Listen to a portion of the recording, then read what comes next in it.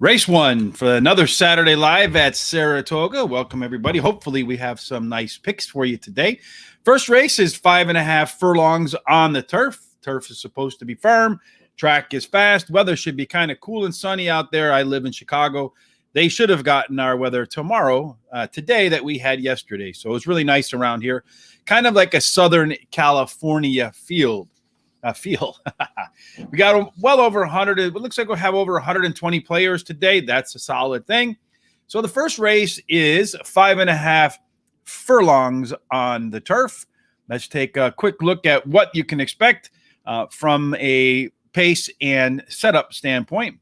5.5 furlongs on the turf strongly favors horses that are close to the lead, usually a little more to the inside, but post position isn't that big of a deal. So let's take a quick look at what the pace might look like early on and which horses might have the biggest strides late. So on the way out, you'll see that Sheriff's Bianco, number 9, number 1, Brian's Mission, those two horses, along with the 6, Fuoco. I think that's maybe how you pronounce it. I'm not 100% sure. I didn't get the media guide with the phonetic spelling. And then on the way home, number 5, 9, number 5, 10, and 12, War Smoke, On the Dean's List, and Suit of Armor. They seem to be the three that have the strongest late legs. So really speed is what you're kind of looking for at the 5.5 furlongs. Typically, Jose Ortiz is your best jockey along with Luis Saez in the sprint. So keep an eye on those horses, those jockeys and their horses if you have any ties to break. Let's take a quick run down the field. Brian's Mission, number 1. Last time out, the horse was pretty well bet. Kind of got off to a decent start, then faded at the end. I would expect that you might see a little better effort next time, second time around the track. Joel Rosario is one of my favorites on a longer course than on a shorter one, but the rail does win at a high rate. So like I said, you want to pay attention to the inside out. Workouts since the last race have been pretty good. So perhaps, good one, but not really one that's meant to improve the horse very much. The next horse is Distance, Distract, and Attacked. Oof, kind of hard on that one. To me, this is what my friend Tom and I, Carly, call a simply unforgettable horse. 8 tries at to break its maiden. Hasn't really had a really good effort. Last time out, the fractions were a little bit sharper than previous races, so maybe an indication that Distract and Attacked might be able to do a little better in this spot. 3 consecutive speed figure increases. I do like to see that, but still that speed and fade is a little bit of worrisome for me. Number 3, Citizen K, coming in from Finger Lakes, talking with Maggie Wolfendale. We asked her which outside trainers bring in the best horses. She did mention that Engelhart brings in the best horses. This is not an Engelhart horse. So Citizen K, although it's getting Lasix for the first time, that usually can help. Dropping in class, that can help. And its first time on grass. I do like the fact that it did break a little bit sharply. They did place it at a pretty high level last time out. So it should be one that perhaps can improve, but not one that will likely improve. Looks like Terry Hayes is about to join us. Terry, how are you today, my friend? Good. How are you? Doing pretty well. Good. Number 4. That's Hero. I don't need Neon Dolly. I don't know what that means, but maybe good breeding for the grass. But when you look at these kind of races where you have experienced horses versus the first-time starters, you got to put them in 2 buckets. The bucket of experienced horses is absolutely the better bucket, I'd say. Terry, what do you think? Yeah, I do too. To me, this horse is a toss, really. So, number 5, War Smoke, Irad Ortiz. Surprisingly, Irad's not all that. It doesn't seem to me like sprints on the turf, from looking at the stats, are his strength. But nonetheless, you can never overlook Irad, especially when he's riding one of the favorites. There's that Jeremiah Engelhart that I mentioned, bringing in horses from Finger Lakes, although this one debuted at Saratoga, was pretty well bet. Terry, any thoughts on the 5? Yeah, I like the 5. We ran second and only start by a neck, and he has a sharp workout at 4 furlongs, 47 for breezing. It was the second best out of 42. And then number 6 is Fuoco. That horse last time didn't show much. Manny Franco, Luis Saez, now Jose Lezcano, 30-1. This is another one of those simply forgettable horses for me. What do you say, Terry? Yeah, no, it's a toss for me. So, Yes. Number 7, I believe, is Scratched. yes. BC Glory Days. It should be Bruce Springsteen Glory Days. Reminds me of my glory days. $170,000 horse. Showed some speed in the first 3, faded, then went to turf. Now it's coming back. The workouts at Saratoga have been The pedigree is okay. But as I mentioned, Luis Saez on a speed horse, I like, especially in a short field. Yeah, and this horse will improve going back to a sprint. And like you said, he's got a new jockey, Luis Saez. So I like that was my second pick. So I like it. Mm-hmm. Well, we'll get to picks in a minute. Number 9, Sheriff Bianco, another horse that showed some speed. Coming back, this one has Jose Ortiz. Again, Jose is one of my favorites. One quick note, right now, Luis Saez is working the 8 off to the side, and jockeys have told us in the past when they do that, it's usually a pretty good sign. What do you think about Sheriff Bianco, Terry? Yeah, his best turf speed is the fastest among today's starters, and blinkers are added today, and he has a sharp workout on August 29th. Number 10, again, simply forgettable since we're kind of running out of time. Toss. Toss for you? Yes, toss. El Diablo, first-time starter, does have some decent works, but like I mentioned, you usually want to put the horse that's a first-time starter or a experienced horses in different buckets, although I see Manny Franco working El Diablo off to the side too, so that tells me maybe he might be ready to go. He does have a sharp workout on August 27th, but it's a toss for me. Number 12, Pseudo Armor, Tyler Gaffleon. This horse rode last time. It kind of on the outside post, I think, can be hurtful. Does have was well bet the first time out, and the work since the last race have been only mediocre. Has a high percentage trainer, and he was second on the grass last race. So. All right. So it's time for that, the time to make our picks, Terry. What do you like? I like the 5, 8, 9, 1. 5, 8, 9, and 1. Rich is going to go 5, 8. Oh, no, what am I talking about? I'm right. I'm looking at your picks. I'm going to go 5, 9, 8. And I like the fact that Luis that Manny Franco is working that 11. I'm going to throw the one first-time starter in there, the 11, El Diablo, and see what happens. My other pick might have been the 12, but I like what I see out on the track. So I'm going to go 5, 9, 8, 11. Terry, as always, we'll see how they line up when they go official. Everybody, good luck at the track and hope to see your pick in the winner's circle.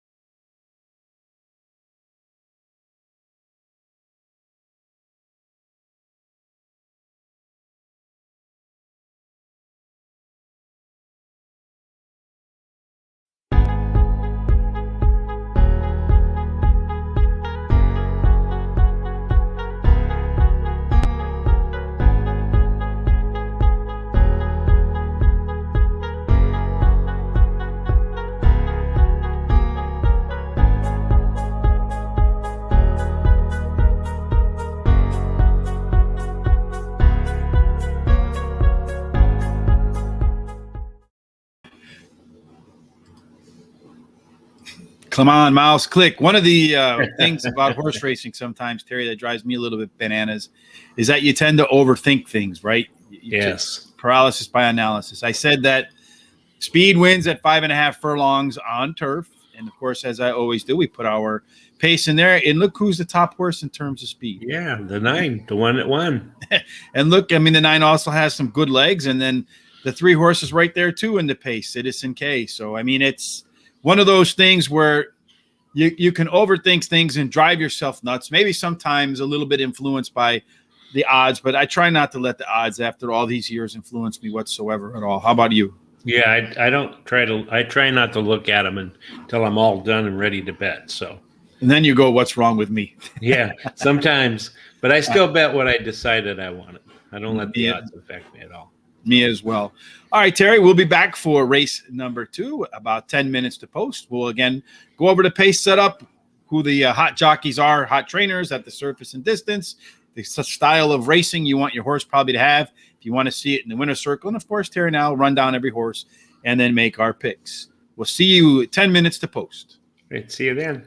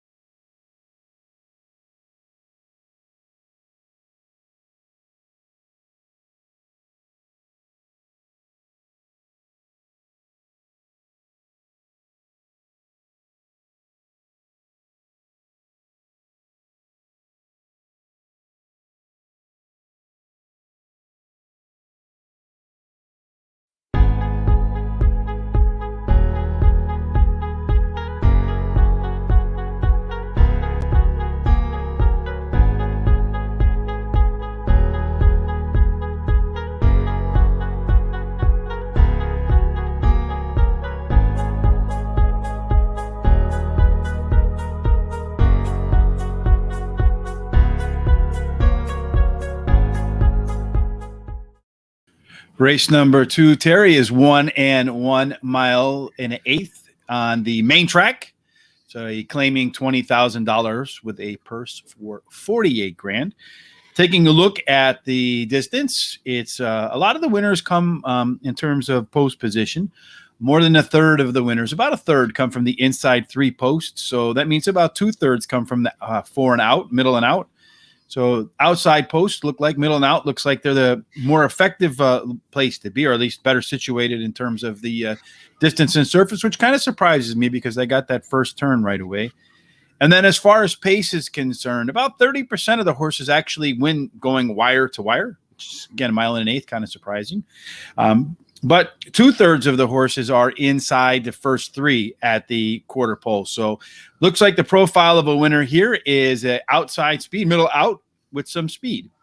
As far as the jockeys are concerned, Irad, of course, wins his share at this distance, Joel Rosario, but the distance is absolutely owned by Luis Saez. He's dominated. He's got twice as many wins at a mile and an eighth on the dirt as anybody else. And the only trainer whose name popped up more frequently than any others was Todd Pletcher. So let's go ahead, Terry, and take a look at what the pace setup might be. As we mentioned, speed might be the way.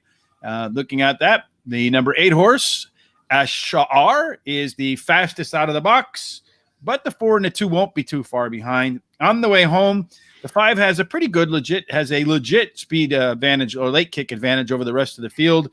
The 2 won't be too far behind, and then the 1 and the 6. But looking at that number 8, Terry, that's Ashar. That is the Luis Saez horse. So you got speed and the jockey that fits. Maybe that's the horse that fits. But let's run through the field. Again, the 7 and 9 are scratched. If I bring up either one, Terry, please knock me over the head and tell me, shut up, they're scratched. Okay.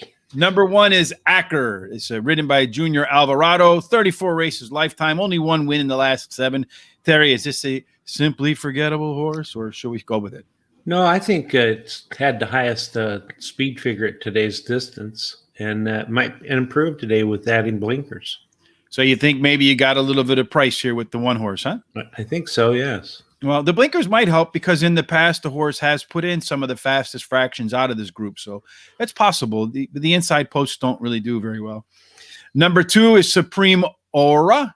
It's a horse ridden by Manny Franco, who should be close to the front. I like Manny on the front. The last time this horse ran, its speed figure was greater than par for the distance, the only horse in the field that admits that quality, and drops a little bit in class in terms of purse. Yeah, won 2 races in a row and has the highest last race speed rating. I'm suspicious about the drop in class today, but he's finished 83% of the time in the money, and the share and won 33% of those races. Yeah, certainly if the track was off, might be a little better. Never missed the money in off track. Grump's Little Tots. Got to like that name, Terry. That probably soon it fits you, but it doesn't fit me yet, but probably soon.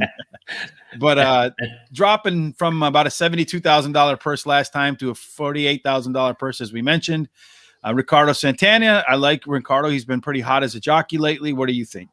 Yeah, he's finished in the money 65% of the time during his career and won 20% of the races. So, yeah, I think he's a possible horse to use there.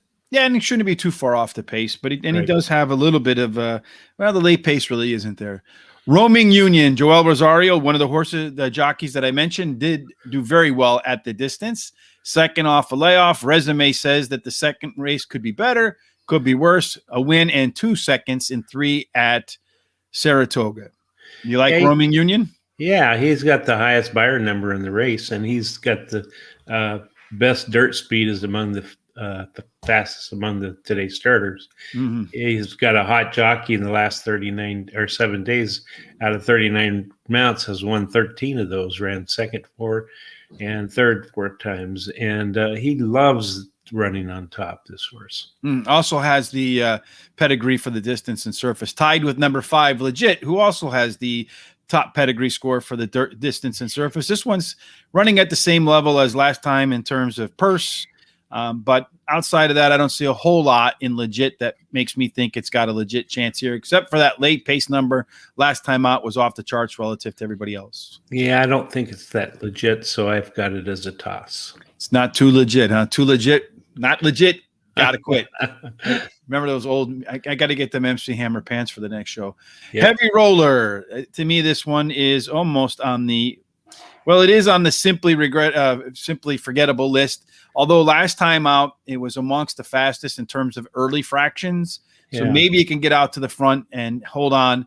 I don't see improvement, though, from the race prior. What I see is a regression in form. I don't like horses regressing in form. Yeah, I agree with that. Although I looked and saw that it won 3 out of 8 races this year and finished in the money 5 out of 8 times, and it drops in class. So it might be a question mark there. Maybe 7 is scratched. Number 8, as I mentioned, Luis Saez dominating at the position, at the distance and surface. Last time out at Saratoga, got to the lead, kept the lead at 1 1/8 miles, just like today. You worried about that being a speed figure that leads to a bounce, or do you feel like that's who the horse is?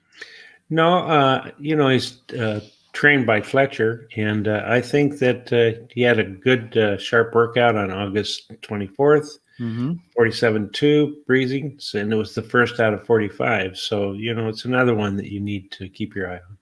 I like that bullet and go where the horse has the bullet, and then the next time out, Todd Pletcher, as I mentioned, is the trainer that showed up the most at the distance, with the jockey that showed up at the distance the most, with the horse that should be on the top in terms of early pace. Early pace wins this distance a lot. Terry, what are your picks? Okay, I like the 2, 4, 3, 1. Terry is on the 2, the 4, the 3, and the 1. Rich is going to go 8, 2, 3, and 4.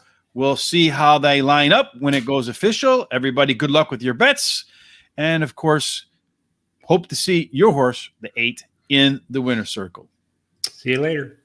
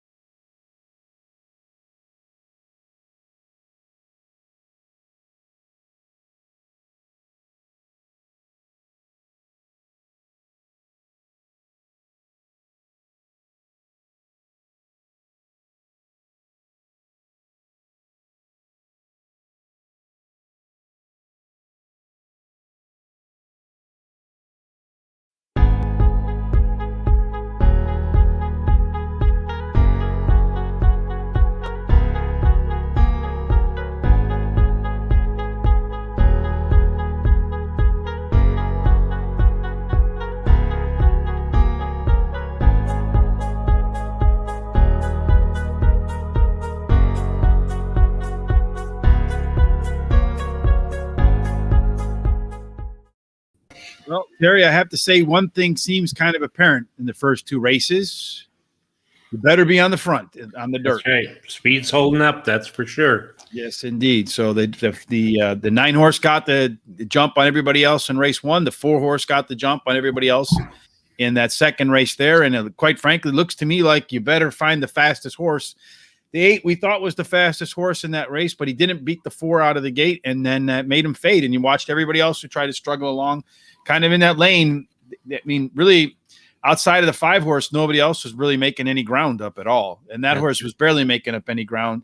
When you look at the way we looked at it in terms of our pace scenario, the 4 was the second fastest horse out of the gate. So you had the 8, the 4, and the 2. They were right there, and they made up the exacta, and the 5 right there with the strongest closer made the trifecta. So maybe look at the top 2 or 3 horses to put in terms of speed on dirt at the top of your ticket. Maybe the number 1 or 2 closer at the bottom of the exacta, and you might find yourself a trifecta, and maybe you find a winner in that.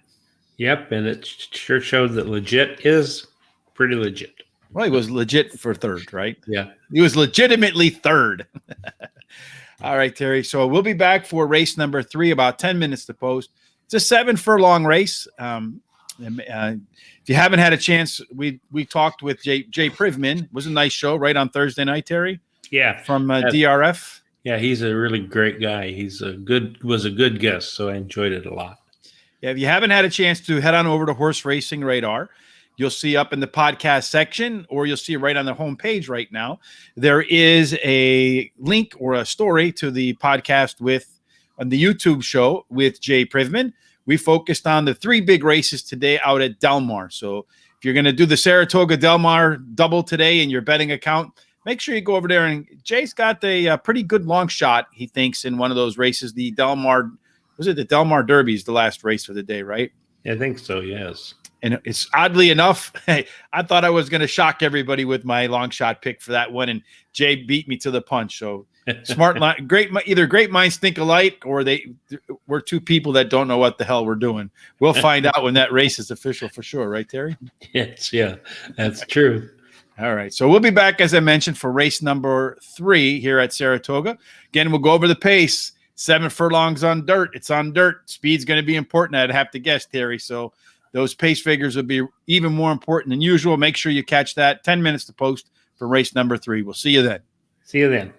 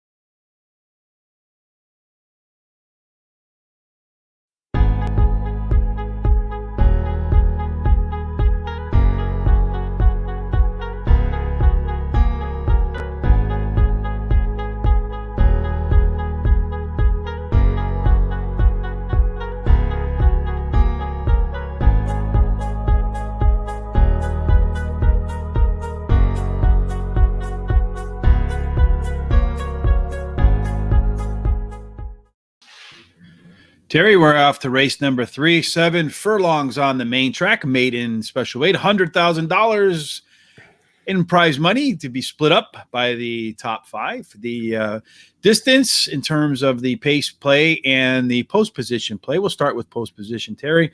All the post positions seem to play fairly evenly, so it doesn't really matter what your horse's draw is. What looks like it's going to matter to me is you're going to want to be in the first 3 out of the box, specifically first or third, because second, for whatever reason, like we saw in the last race, seems to have a really hard time of it. So the horses that get out first or third win the most.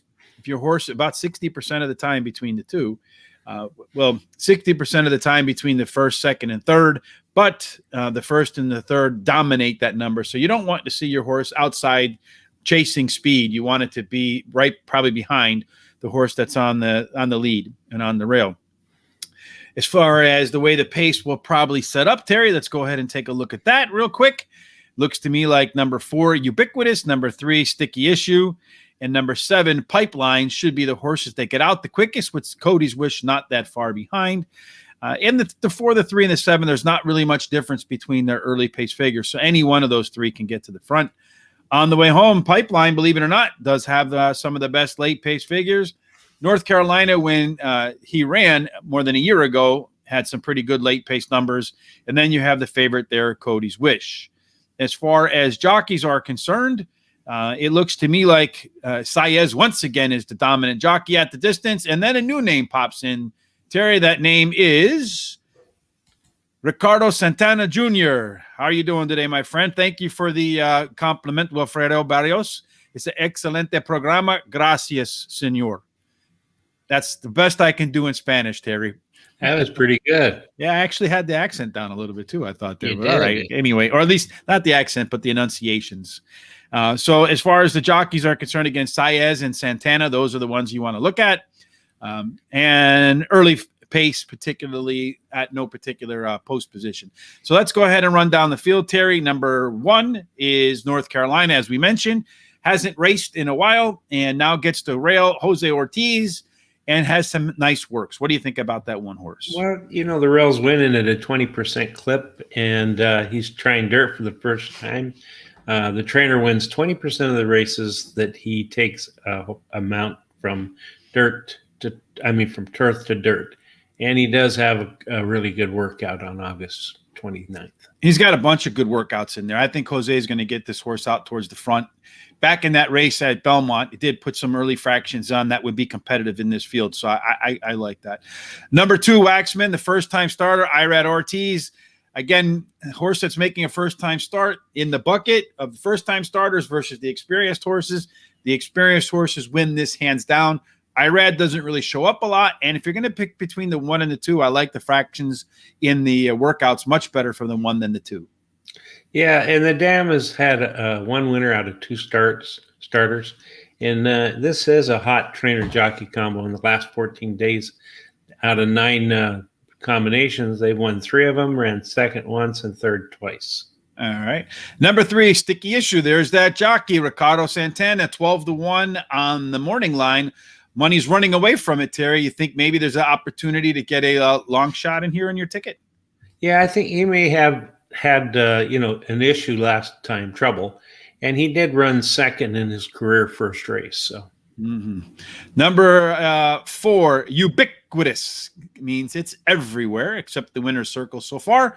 Workouts have been okay since the last race. Does indeed get to the top of our pace board. Nice workout on August 8th before the last race. Did show speed, kind of tired, stretching out a little bit. You think that extra half furlong helps Hertz? I did. I think it helps. She made a big improvement in the last or in her second career race. So, yeah, I think she did really well. Number 5 is Baltazar. Used to play soccer. My son used to play soccer against a kid named Baltazar. Was an outstanding soccer player. I wonder if Baltazar will be an outstanding horse today. Well, he ducked at the start of the last race, and he has a nice workout, 28th of August at Monmouth Park, 5 furlongs, 59.3, I think it was, handling second best out of 11. Yeah, maybe. I mean, the blinkers are on. They obviously want to try to get that horse to be a little bit more out paying attention to what's going on out of the gate. I also like that over here was bet to 2-1. So the bettors liked them on that day down there in Gulfstream Park in South Florida. Maybe he can live up to that 2-1 today. Doesn't look like it, according to the betting public at the moment. Number 6, Cody's Wish. Joel Rosario, Bill Mott, a Godolphin horse. Godolphin horses are winning all over the world. Last time out was the heavy favorite against Pipeline, which is the second favorite here. And then got off to a slow start in its first race, got off to a slow start. Maybe this is one that needs blinkers, Terry. Yeah, you could be right there. Ran third in the first 2 races of career. And, of course, this, like you said, it's a hot jockey in the last 7 days. He's 39 mounts. He's had 13 winners. But he's yet to compete for the win with Bill Mott in the winner's circle. 0 for 9 is a tandem between Mott and Joel Rosario. So they'll hope to get out of that goose egg today and put one on the board. Yes, as my friend Hawk Harrelson, not my friend, but here at the White Sox has to say in Chicago. Finally, number 7, Pipeline, should be one of the fastest horses out of the gate. Second start off a layoff. Last time out, got to the lead and just gave it up at the wire at 1 1/8, cutting back to 7 furlongs. Terry, is that the difference maker? It makes a big difference. I think he had the highest last race speed rating, and also the best dirt speed is the fastest among today's starters. And that you mentioned that speed rating is also the only horse in the field with a speed rating last time over par for this level of a race. All right, Terry, as always, man, we're ice cold so far, Terry. So maybe people should do our picks in reverse. Like whatever horses we don't pick, put those in. Or our second or third picks have been winning. So focus on our second and third picks. Yep. What are your 4, Terry? Okay, 6, 7, 4, 1. 6, 7, 4, 1 for Terry. Rich is going to go 7. Son already beat the 6, beats him again. But I do like the 6. And then I'm going to go with the 1. I do like those workouts up there better than the 2. And I'm going to throw Ricardo in there. He's been really strong at the distance as a sneaky play on the back end. Hopefully he comes up for second or third to go ahead and fill out that exacta or trifecta to give me a little bit fatter ticket in my account. We'll see how they line up when it goes official. Terry, good luck with your bets. Everybody else, good luck at the window. And, of course, hope to see my horse, not Terry's, in the winner's circle. Okay. Bye-bye. Bye.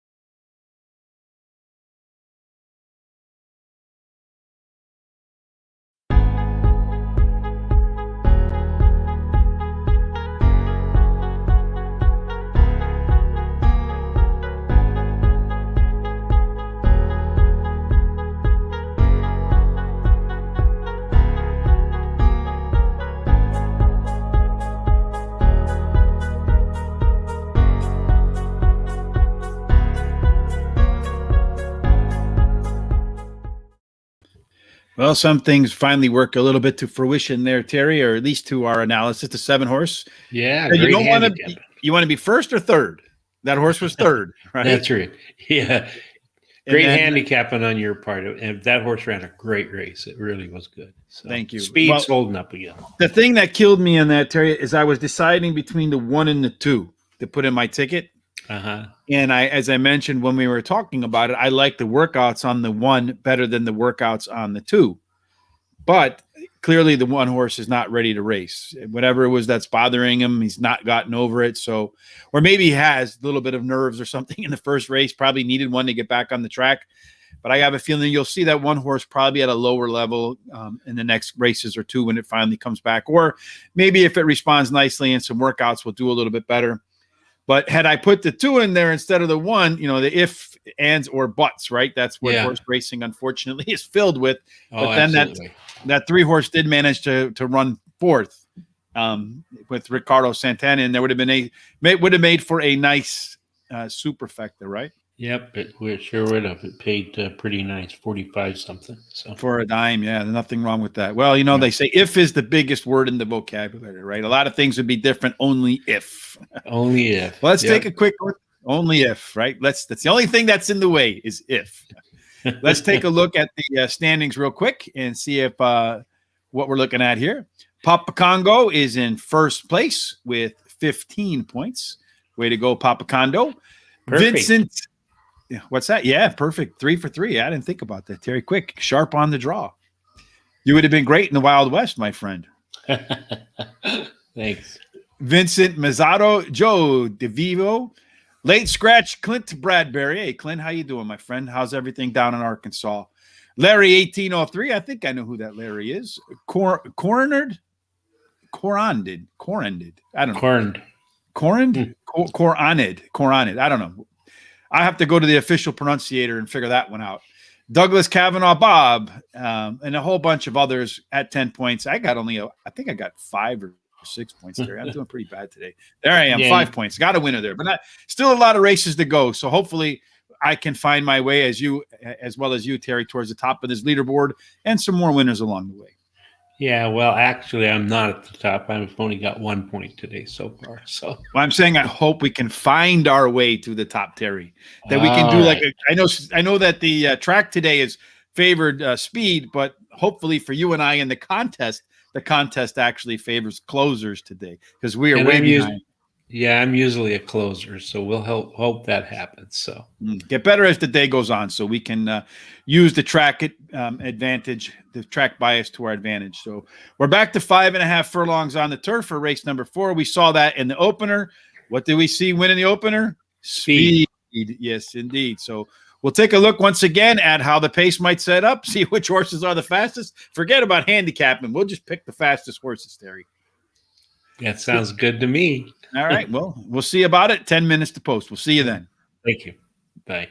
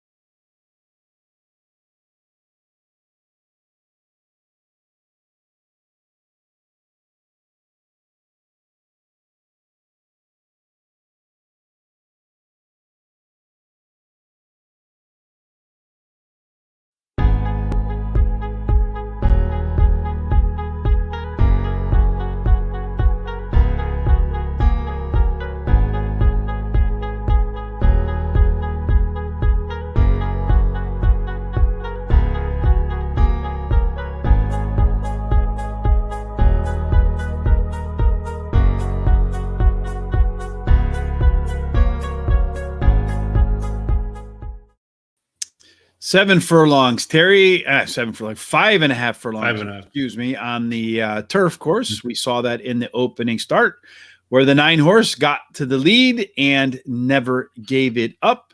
So clearly, as we saw in that first race, as we're likely to see, because the speed bias, much like the first race, is held up throughout the entirety of the summer Saratoga meet, with about a third of the horses going wire to wire like the 9 horse did in the first run. And then almost 2 out of 3 horses are going to be in the first 3. It's not as deadly to be second in this spot, Terry, as it was in some of the dirt races. So if your horse is co-pilot, it's not a death sentence like it's been on dirt. Maybe you do a little bit better on grass. Let's take a look at how the pace might set up, Terry, and maybe we'll pick a winner out of that. Looks to me like the 6 horse, Harper's in Charge, does have a little bit of a pace advantage over the 8, Miss Domina, number 7, Risky Mischief, and Screaming By. Those 3 are all grouped up in the second tier, but Harper's in Charge is a little bit faster than everybody else. Lily Simone, that's my daughter's name, Simone, my brilliantly beautiful daughter. Oh. She's got to do well in this race. I got to bet her name. I can't pass up that name, so that'll be my 4th pick, because it's not my top pick, unfortunately. My top daughter, of course, but my only daughter. My son is wonderful as well. Yes. So that's the way that looks. As far as jockeys are concerned, a whole bunch do pretty well at this, Terry, but the ones that do the best are Irad, Lescano, Saez, and Tyler Gaffleone shows up in this 5.5 furlongs, but a whole bunch are like one race behind those top 4. Trainer-wise, it's pretty much mixed, but the names that pop up a little bit more frequently than everybody else are Michael Maker and Wesley Ward. So those are the trainers that, but again, it's like they have 3 and everybody else has 2. So it's not that much more in terms of pure wins. Let's take a look at the field. As I mentioned, Lily Simone, my daughter's name. What do you think of Lily Simone getting not the Lily part, but the Simone part, getting the rail and a 20% win on the rail? Yeah, well, last race she ran second and just missed. And she has a good workout on August 28th of 3 furlongs, 36 breezing, best out of 4. Well, what I like there, too, is that you have 3 consecutive speed increases, including coming off the bench and starting another one, just missing by a head. Definitely not going to be the speed horse here, but maybe trainer David Donk wants to get the horse out a little bit quicker, because you mentioned, Terry, on August 28th, a 3 furlong work. That's typically a sign to me a trainer wants to get a horse to get up and go. It was the Bullet, just fastest of 4, though. Number 2, Fort Drum. Second in the debut. Came out, won the next race by a nose, up on the lead. Tyler Gaffleone. We just mentioned his name for the first time. What do you think about Fort Drum? Yeah, this horse is, she can either lead or come from behind, appears to me. Moves up in class from the last start. And she hasn't raced, though, for almost 11 months. And the workouts since aren't as solid as I'd like for them to be. A little bit reminiscent of the 1 horse, but the 1 horse had actually better workouts in the last race. So maybe that shouldn't scare me off the long layoff, Terry, but yeah, maybe it is. Yeah. Number 3, Screaming By, Eric Cancel riding this horse, 8% winner, another David Donk trainee. This one has not been working all that well, but has 3 wins and 3 thirds in 8 races on the turf. Any chance that Screaming By can scream on into the winner's circle? Yeah, I think so. She's finished 100% of the time in the money this year and won 25% of those races. So, yeah, and when you look at it, does have the pedigree for this distance and surface for sure. That last race speed figure was one of a few in this field that actually is a little bit better than needed for this level of a race. Number 4 is Fetching, trained by Carl Broberg. He wins at 24%, first time after a claim. Remember, Robertino Dinodoro said most of the time they claim with a specific race in mind. Maybe this is the race Carl Broberg had in mind, Terry? Yeah, this horse has the best turf speed among today's starters, and of course ran second in the last 2 races. And the trainer's hot, as you said. Out of 4 mounts has won two of those in the last 14 days. Yeah, it's really not a name you see that often at Saratoga. It's more like in the southwest area, right? Yes. Harper's in Charge. Last time out, showed speed at this level and faded. The time before that, showed speed and faded. The one thing I don't mind, though, is the horse is stepping up the ladder. It carried its speed into the stretch last race. The race before that did not carry the speed into the stretch. So maybe the third time is the charm for this beaten favorite last out. Yeah, the speed horses, you said.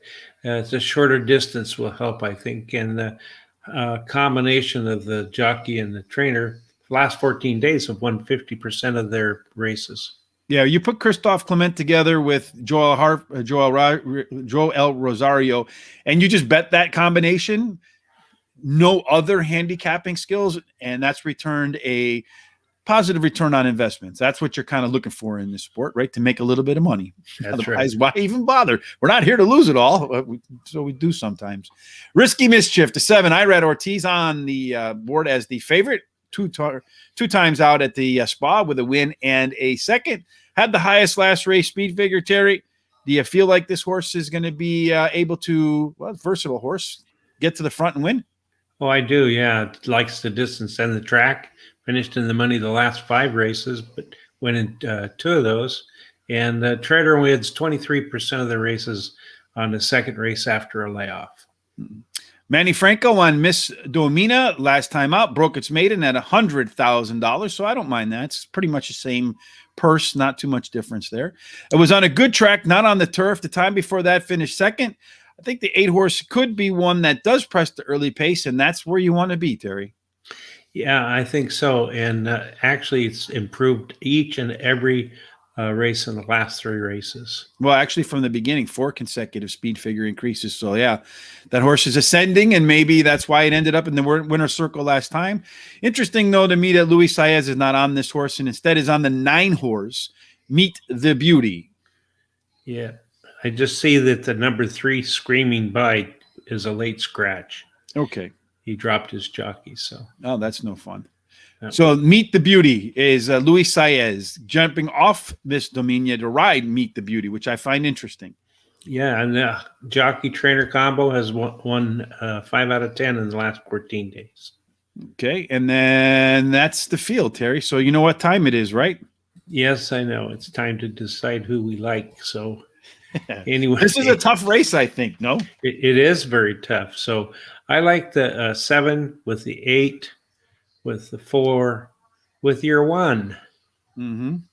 And a 7, 8, 4, and 1. Yes, with my daughter. For me, this is a tough one. I'm going to go. I think the 7's probably going to win, but I want to try to beat the favorite here, Terry. I really do. So I'm going to go ahead because, I mean, 3 to 5, what value is there 3 to 5? There's no value in betting a 3 to 5. So I'm going to bet the 6 horse on top. I think he carries the speed a little bit longer this time, followed by the 7 with the, I'm going to put my daughter in there. I got to put my daughter in there. The 1 and then the 2 horse. So I'm going to go 7, 6, 7, 1, 2. We'll see how they line up when it's official. Terry, good luck with your tickets, everybody. And of course, I hope to see Terry's horse in the winner's circle. It'd be nice. Okay.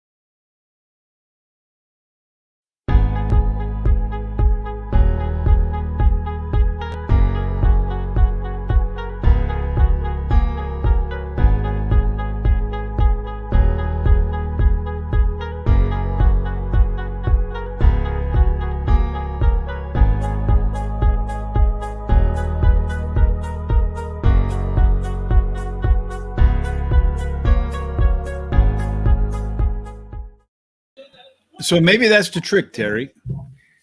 The trick is just to say, I hope to see your horse or my horse in the winner's circle, right? Yeah, that's right. Instead of just some generic horse. And then thank you for saying that. So yeah, I was still pulling for my 6 there on the rail. It was a tough spot to be there, kind of getting pressed down a little bit by the outside too, but ran a good race there. I thought maybe it had a chance, but then you saw that just late move from the 7 when they came up through the into the stretch when he pulled up next to the 8, and you're like, no way, the 6 horse is beating that 8. 7. I mean, I was just kind of hoping maybe the 8, the jockey might bump the 7 a little bit to give my 6 a shot, but no, that didn't happen. And, no, but the 1 did close pretty nice for 4th. Mm-hmm. So, I needed to come up for 3rd though, so I can get the trifecta, so we can have our first trifecta of the day, Terry. Yeah, that's true. Well, we're due. I think an ice cold superfecta is coming up soon. I feel it, Terry. We've had at least one a show, right? Yes, we have. Yeah, at least that I can remember, and my memory doesn't go back any further than the previous show, and that's a stretch too. So, and we'll see if we can pull one off in the next race, which is the first stakes race of 4 on the card. The Prioress Stakes, 6 furlongs on the main track, so a little bit of a different surface. Not different surface, but different distance than we've seen today. But I got a feeling it's going to look like the other dirt races so far. Get to the front, get to the winner's circle, get the fat check. What do you think? Yeah, I think that might be true. Yeah. Yeah, I think that'll probably be true too. So Terry and I, as always, will be back 10 minutes to post to talk about the pace, preview every single horse, and then, of course, we'll make our picks. We'll see you 10 minutes to post. See you then. Got to press the right button now. Adios.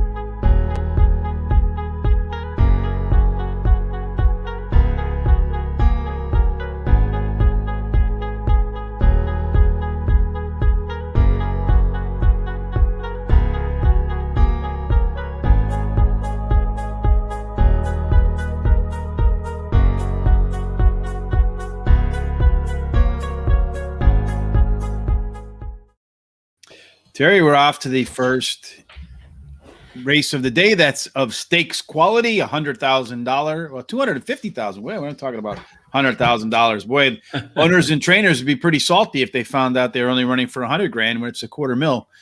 6 furlongs on the main track in the Prioress Stakes.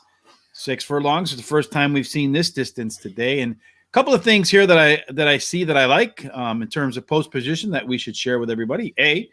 The inside 3 horses make up the majority of the winners so far. So I think that's an important thing.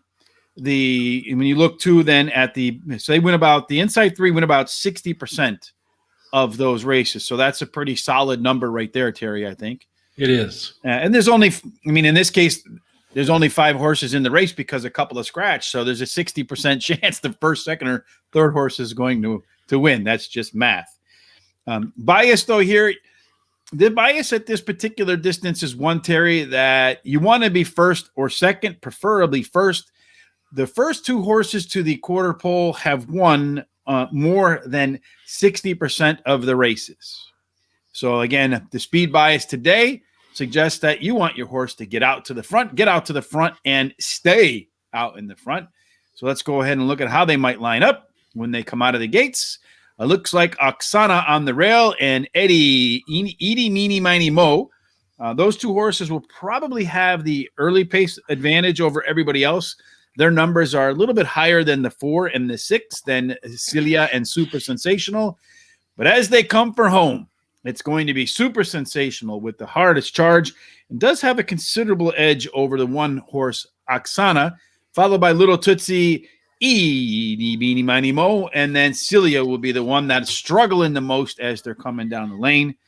As far as jockeys are concerned in this particular spot, Jose Ortiz shows up. He and Luis Saez have been dominant at 6 furlongs on the turf, on the main track.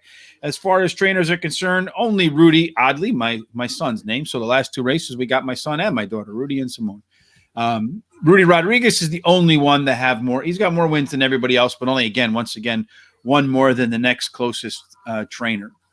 Oksana on the rail, Terry, speed, and more speed. 10 lengths, 18 lengths in the last 2 wins, but those were at Parks. I'm never a big fan of the Parks to Saratoga angle. Are you a fan of the Parks to Saratoga angle? It can happen. It can happen, but not necessarily a fan of it. But the rail post has been winning at an 18% clip, and his early speed running style will just help his chances. He has the best dirt speed, fastest among today's starters. Yeah, Irad surprisingly doesn't show up in these sprints for me. So I do think it's going to have, the pace advantage. If it can bring it from Parks, a short field maybe makes that transfer or that ship from Philadelphia to Saratoga a little less daunting because there's not as many horses to beat. Eeny, Meeny, Miny, Mo should be the second fastest horse out of the gate. One of the things I like in this angle here, Terry, is horses that come from Monmouth to another track because they're not getting hit with the whip. Right. You notice in the first 2 races when the jockey was able to give the horse a little bit more encouragement, the horse did better, then faded a little bit in the last race. Since put a bullet in. Where do you see Eeny, Meeny, Miny, Mo lining? Well, yeah, I like her quite a bit. She's won 2 out of 2 starts at 6 furlongs and has won 2 out of 3 of her career starts. So, all right. You like that one, huh? And also, last time out was the favorite, got beat. Trainer Miguel Varela does rebound back after that at a pretty high rate. So we'll see if he can go ahead and do that as well here today. Number 3, Little Tootsie. This horse looks to me like one of those horses that are simply forgettable. It could be, although she's returning to dirt where she seems to do better. Mm-hmm. And the distance that she's running today, she's won 2 races at that distance. Yeah, never missed the board either. So, never missed the board. But the Indiana Downs, Churchill Downs Fairgrounds, I do like the Churchill on the roster. Fairgrounds is not as quality. The Churchill run at the optional claiming 100,000 rank looked out pretty good there. Yeah. Celia, number 4 horse, is Tyler Gaffleon. Horse has won 3 out of its last 4 races. can maybe make it again. There's that Monmouth race, but I'm not a big fan of the what's that? I don't even know what is that. Evangeline Downs, maybe. Yeah. Keeneland Fairgrounds, Delta Downs. Yeah. Horse again stepping up in quality here, I think, in terms of what it's facing. Yep, she has won 2 races in a row, going for hat trip, and she's 2 for 2 at this distance. Yeah, and the speed figure says it fits. The question is, that speed figure is above par for this group. The question is that Monmouth speed figure, and again, I like that Monmouth angle a lot, but does that Monmouth, Evangeline Downs, Delta Downs horse, can it bring it to Saratoga? Amendment 19 is now scratched. That leaves us with the post-time favorite right now. Super Sensational. Horse looks like it's probably not going to press for the lead. Third time off a layoff. Last time in the 3-race cycle, the third time, and the Fairground Oaks was the best of the 3-race cycle.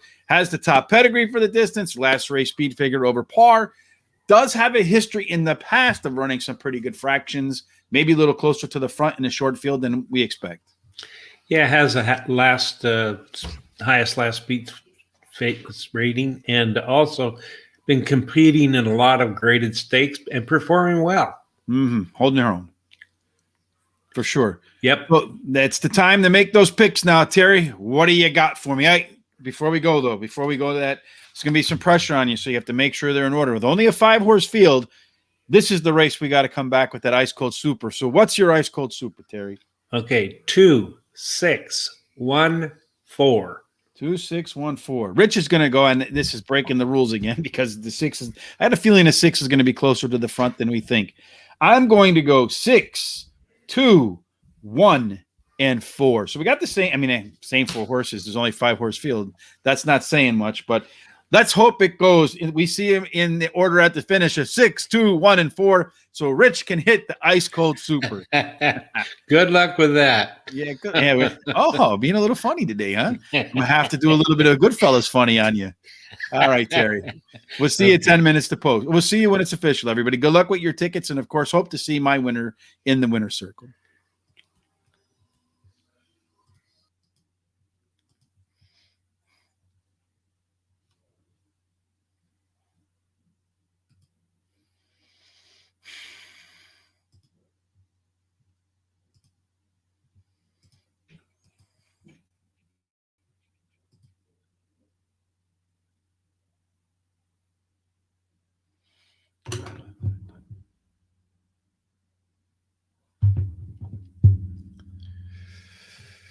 Boy. I have to close my teeth.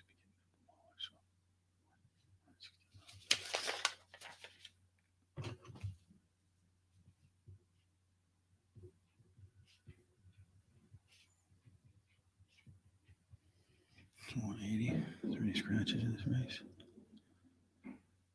Race number 6. Nothing after 11.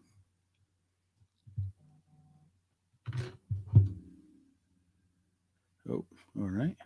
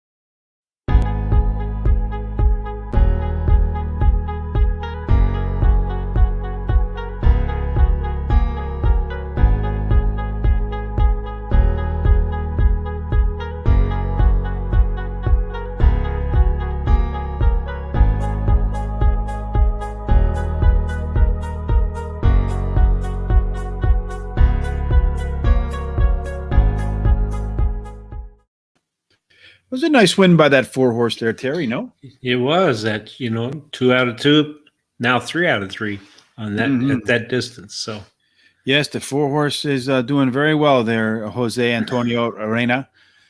We also appreciate the El Margatino Guerrera. Uh, Not quite sure what he's saying there, but that's my Spanish. I told you was limited in the last commentary I had in Espanol.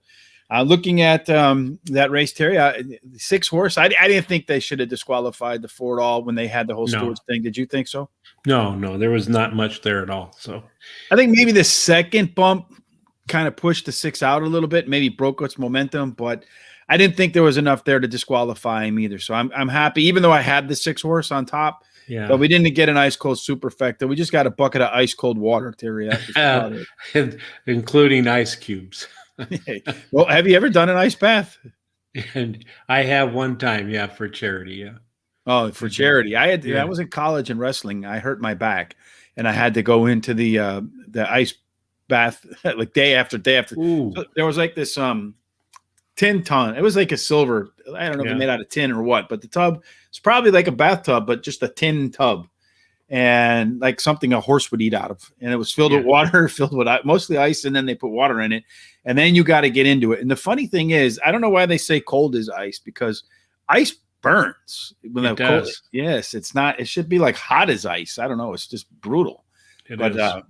it took about 20 minutes for me to get used to it. And then that time you got to get out, and then you can't feel anything on your body for the next 20 minutes. And a lot, you hurt your ankle, you just stick your ankle in. But when you hurt the middle of your back, your whole body has to submerge. It's just, no fun. But anyway, I'm glad those days are over.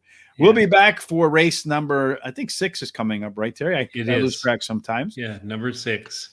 Maybe a little bit of different running style coming up for us to focus on, Terry, because race number 6 is 1 1/16 mile on the inner turf. So a little bit different approach perhaps to our handicapping in this spot.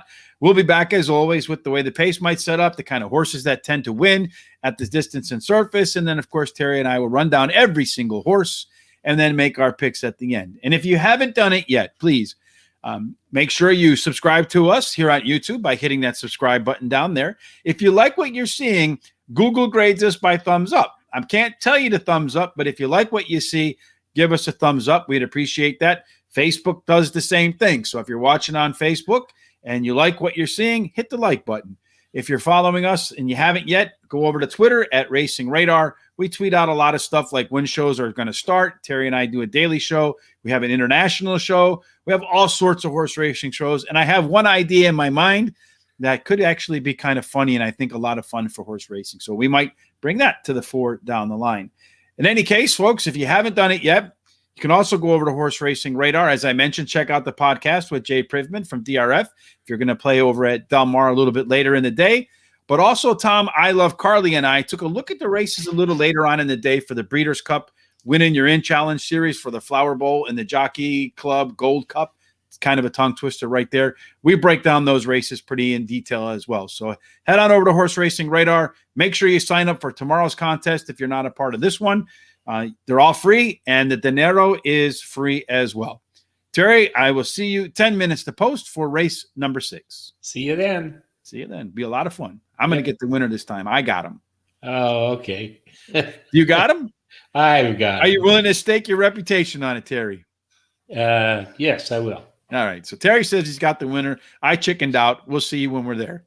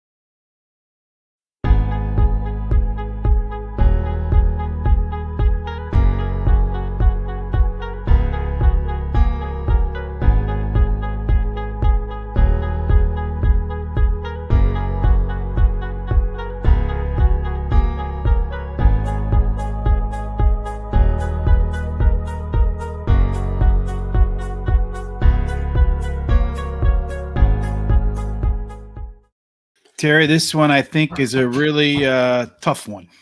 It is pretty wide open. Yes, you have the inner turf maiden claiming race.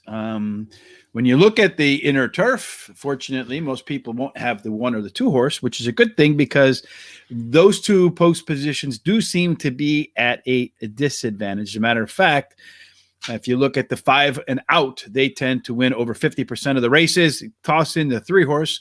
For whatever reason, the 3 tends to do fairly well. That number goes up over 60%. As far as the pace is concerned, again, unlike what we saw earlier in the day on the dirt, we do not want the fast horses. The first and second horse at the quarter pole have only won about 20% of the race. 4th and out, and you're winning at about 80%. So you're looking at closers and stalkers as the type of horse that you probably want on your tickets, at least at the top of the ticket, Terry. Looking at the early pace, the 2 horse could be out in front. Does look like the 2 and then the 7 do have a distinct advantage over the rest. So if there is a speed horse that can likely pull off the upset, Terry, you have to lean on the 2 horse because it has a little bit better late pace figures than what you see over in the right-hand side for these horses that have run already. The ones in red are all first-time starters, Terry. On the way home, the 9 horse, which is not taking any money in right now, it's gone up to about 6-1, did take some early money. That horse has the best late pace figures in the field by a pretty good margin over the 4, the 1, and the 8. And then the 2 and the 7 will be duking it out to see who's the slowest on the way home compared to what the first-time starters can bring to the ticket. As I've mentioned many times before, Terry, when you're dealing with horses with experience and horses with inexperience, you have to put them in buckets. First-time starters versus experienced horses. I'm giving the first-time starters the edge, that bucket today over the other starters. What about you? Let me see here. No, I'm actually going with the experiences. Oh, so Terry versus Rich, experience versus inexperience. All right. Well, let's run down the field real quick, Terry, because we got about 8 minutes to cover all these horses, maybe a little bit. No, actually less than about 5. Faith Runner, number 1. Is that a horse that on the rail, tough to win? Is that a Sayonara horse to you? Yep, it's a toss. All right, simply forgettable. And number 2, I'll figure it out. Could be on the pace, Terry. And if it can hold up, maybe it can go wire to wire. And the first time stretching out, first time on grass, a little too much to ask out of this horse ridden by Jose Ortiz? I don't know. It's trying grass for the first time, so it's kind of a question mark. We'll have to see. And number 3, Callaway Peak, according to the way I do things, has the best pedigree score for the distance. Maybe a horse with Joel Rosario, who I forgot to mention the jockeys. Irad, Lascano, and Saez do the best. And then trainers Chad Brown, Michael Maker, and Anthony Dutrow. So Bill Mott not on that list. Neither is Joel Rosario, though he has done well here. Top breeding, Terry. What do you think about the 3? Yeah, the breeding suggests he'll like grass. And as you said, he's really well bred. He's bred for a route. And the jockey has been hot the last 7 days, 13 wins out of 39 starts. All right. And then as far as the 4 horse, Southern Sense, this horse last time out lost by 20. The one before that did finish 4th. And then in its debut, 8th. Doesn't look like it's going to get off to a fast start. This looks like another one of those horses that's simply forgettable. Yeah, it's a toss for me. All right. Number 5 horse, Curbstone, is one of the first-time starters. Has some decent pedigree numbers, Terry, and not getting much play at 20-1. I really liked the 4 furlong workout on August 27th at Saratoga on the turf. 49-1 breezing, 6 out of 45 workouts, and the breeding suggests that he will like the grass. All right, so yeah, maybe the 5 horse is one you want to put in there. Ricardo Santana Jr.'s name doesn't really come up on the this distance and surface, but you never know. Brandon Walsh only wins at 10% with first-time starters, so there's a shot. Number 6, Annapolis, is the horse that's taking in all the money right now, 9-5. Irad Ortiz, as I mentioned, one of the top jockeys. Todd Pletcher's name didn't really pop up in there. The breeding is good, but not as good as the 3 horse. That's true. It's well bred, but like you said, not as good as the 3. But it does suggest it'll like grass, and the jockey has been in the money 6 out of 9 times. Yeah, Irad is top jockey at the distance. Yes. Irish Sea, last time out, Jose Ortiz rode him. Now Dylan Davis gets a crack, 9th by 14th in a field of 10. I feel like it's another one that's forgettable, although it is taking a little bit of money here. Yeah, well, it's a toss for me. So. Yeah, well, could be a toss. Number 8, Nyquist Nix. Luis Saez, as I mentioned, is a jockey who does fairly well at the distance. Mark Cassie, name didn't pop up in there, but the horse has taken a little bit of money, down from 5-1 to 4-1. Second career grass race, 15% winner for trainer Cassie. What do you think about the 8's chances? Yeah, the 8 has Luis Saez in the saddle and shows early speed in his first race, so he might be right there. Oh, 2, 3, 5. I remember this horse, Terry. We talked about this last time. I think we were at Saratoga, one of the times anyway. Yeah, kind of regressed a little bit, but did show a little bit better run on with Eric Cancel on the inner turf in its debut. Do you think the 9 horse can be bet down? It's right now not taking much money, up to 5-1. What do you think? yeah, I like it. It's ran 2 good races in a row, second and the third. Has the highest last speed rating of all the horses that have ran. All right. And then number 10 wraps up the betting here. Number 8, Tyler Gaffleone. Number 10, Beloved Warrior. It's another horse that actually gets some pretty decent breeding numbers. What do you think about the 10 horse? Yeah, he should like the grass also.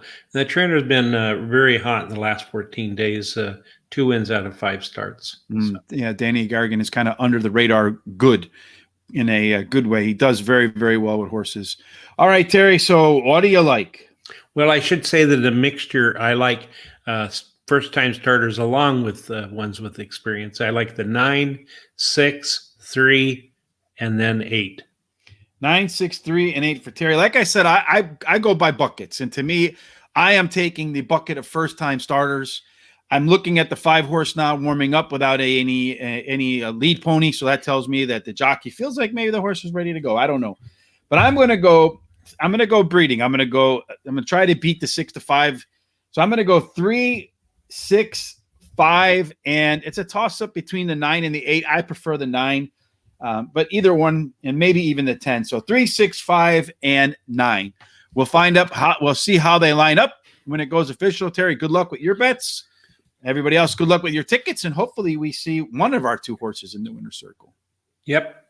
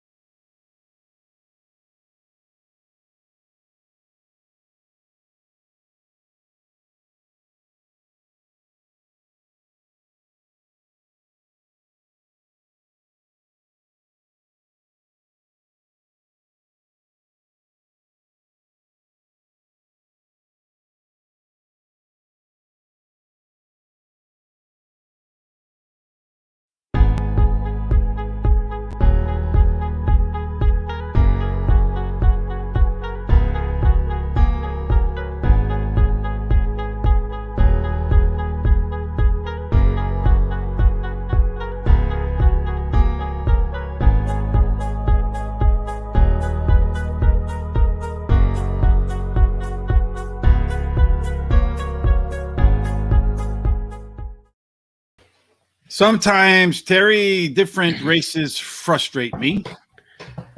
I don't know if Yes. you watched that 3-horse at all, but that horse got cut off, I think, at least twice. Wow.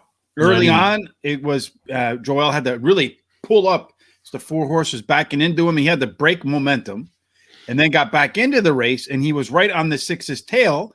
And then the 9 did a woof right in front of him, and he had to go outside.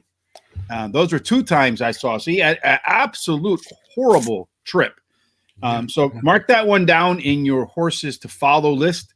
Callaway Peak was his name. I assure you, next time out, that horse will show well and probably get good value, because most people are going to look at that past performance line and see a horse that really didn't do much. But in the reality, that horse was, if that horse got a clean trip, I think it would have been at least the second best horse in that field. But horse racing is also the trip that you get along with the horse that you ride, right? That's true. Absolutely. Yeah. So the big time favorite came through in one, and well, we'll see if maybe we can get off the favorites here a little bit, Terry. I don't really like it when the favorites win a lot, but they used to be the graveyard of favorites, Saratoga, but it's become not so much the case lately. Yeah, I know. I noticed that this year. So, Chalk City. But like you said, Terry, where else can you double your money in a minute and a half? So picking the winners is what you want to do. Don't cry sour grapes. It just makes you look salty. that's right. All right, Terry. Well, I guess we'll be back 10 minutes to post for race number. I think the race number 7. I lose track as we go on. Yeah, race number 7. That race is going to be 7 furlongs on the track, main track. We've seen that before. A couple scratches. The 6 and the 7 and the 11 are out. Maybe that can impact the race. And again, we have the first-time starters versus a few horses with experience. We'll see which pool we pick from this time. See you 10 minutes to post, Terry. See you then.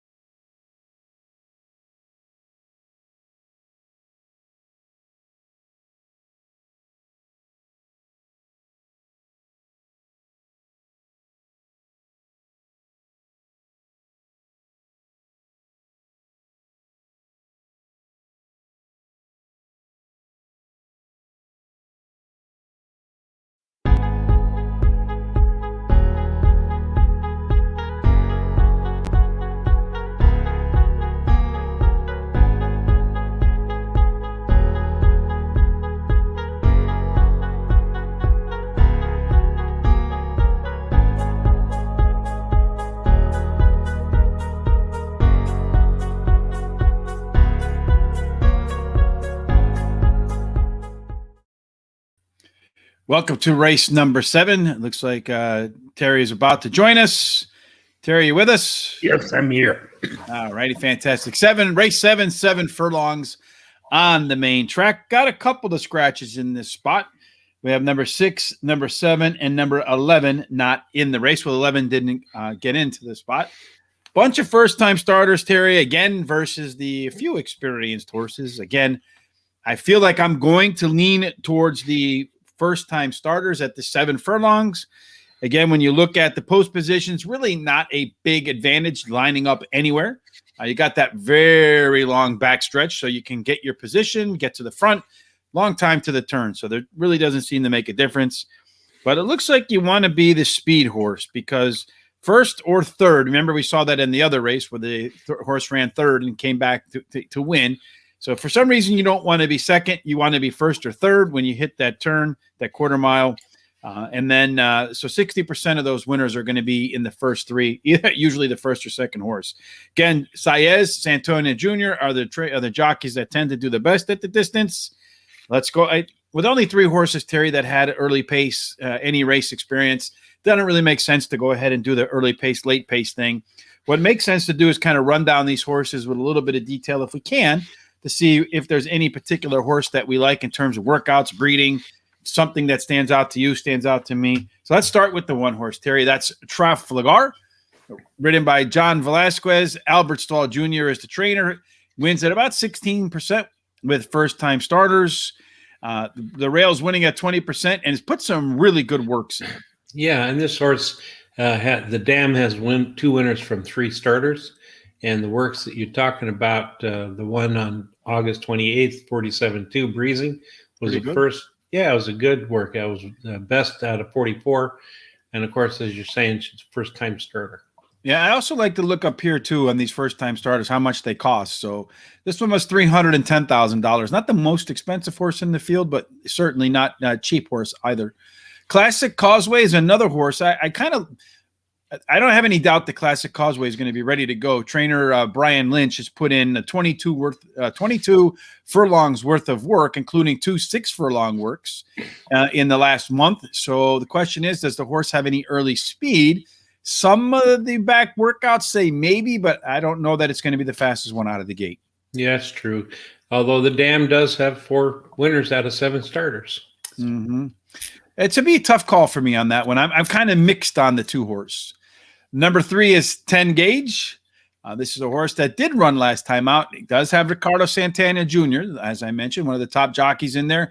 Steve Osmussen, a great trainer, ran the best speed figure last time out at Monmouth. Again, like that Monmouth angle, was near the lead, and then came over here to Saratoga where it's been training kind of okay. Yeah, did run a good second in her last race and has the highest last race speed rating. But, of course, there's not that many running in here that you can compare with. And it was well bet in the first race, so a lot of people think highly of her. Misbehaved, Luis Saez, mentioned again. That's one of the jockeys that does pretty well. $875,000, I think, is the highest price tag in the bunch. Todd Pletcher does win at over 20% when he's debuting at maiden special weight. First-time starters. Has a 31% hit rate with Luis Saez. And the workouts on this one are very good, too. Particularly a nice 3-furlong work back here on June the 23rd, which suggests to me that the 4-horse could be one that's up near the front when the gates open. Yeah, and the dam has 3 winners. One of those is a stakes winner. And the jockey-trainer combination in the last 14 days have won 50% of their mounts. Yeah, that's a pretty good hit rate, right? 5 out of 10. Mm-hmm. Number 5, Olympian, is another horse that's making its first-time start for George Weaver. Again, a horse that's got some pretty recent okay works. This last one here, 48, breezing from the gate for Javier Castellano. This horse back here, 47-3. The 5-horse has shown to me that it has some good works and maybe can compete for the pace out of the gate. Yeah, and the trainer has there's 19% of the time he wins with the first dirt start. Mm-hmm. And then also the dam has 4 winners out of 8 starters, and one of them is a stakes winner. No, yeah, for sure. The 6 and the 7 are scratched. Number 8 is Galt, Joel Rosario and Bill Mott. They just kind of messed up that last race a little bit when the horse got bounced around a little bit. Can't blame the horse for that, but it's another horse that's worked out very well. 6 of 51, 5 of 160. I see some pretty solid works in here. This horse was $400,000. Again, a little on the expensive side.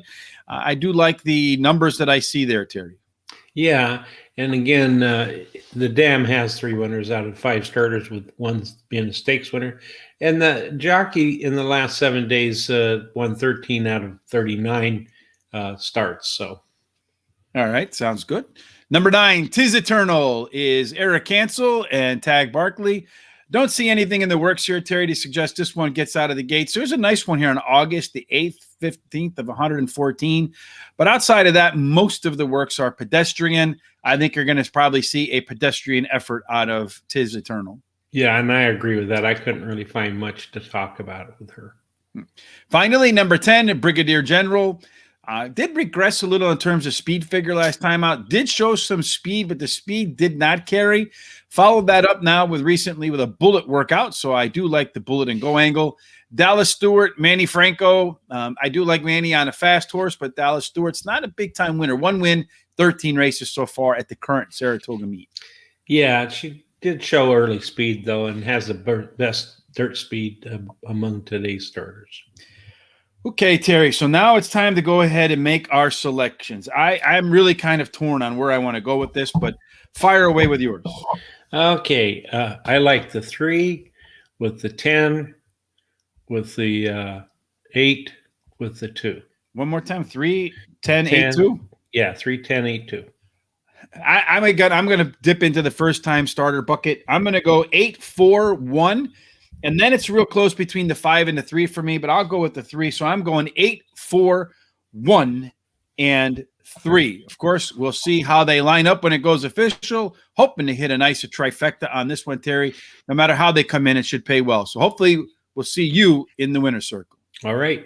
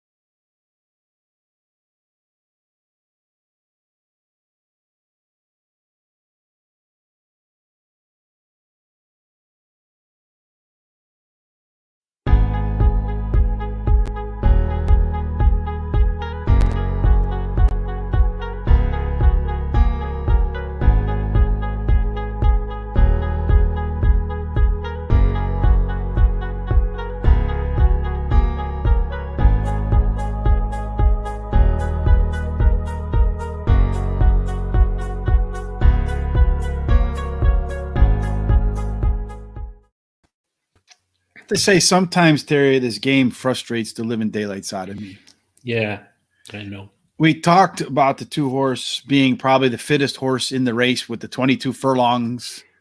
Because in the last month, the workouts running 112s and 6 furlongs, which is almost good enough to win at a lot of tracks. So you know that he's going to take a little bit of time off in a real race.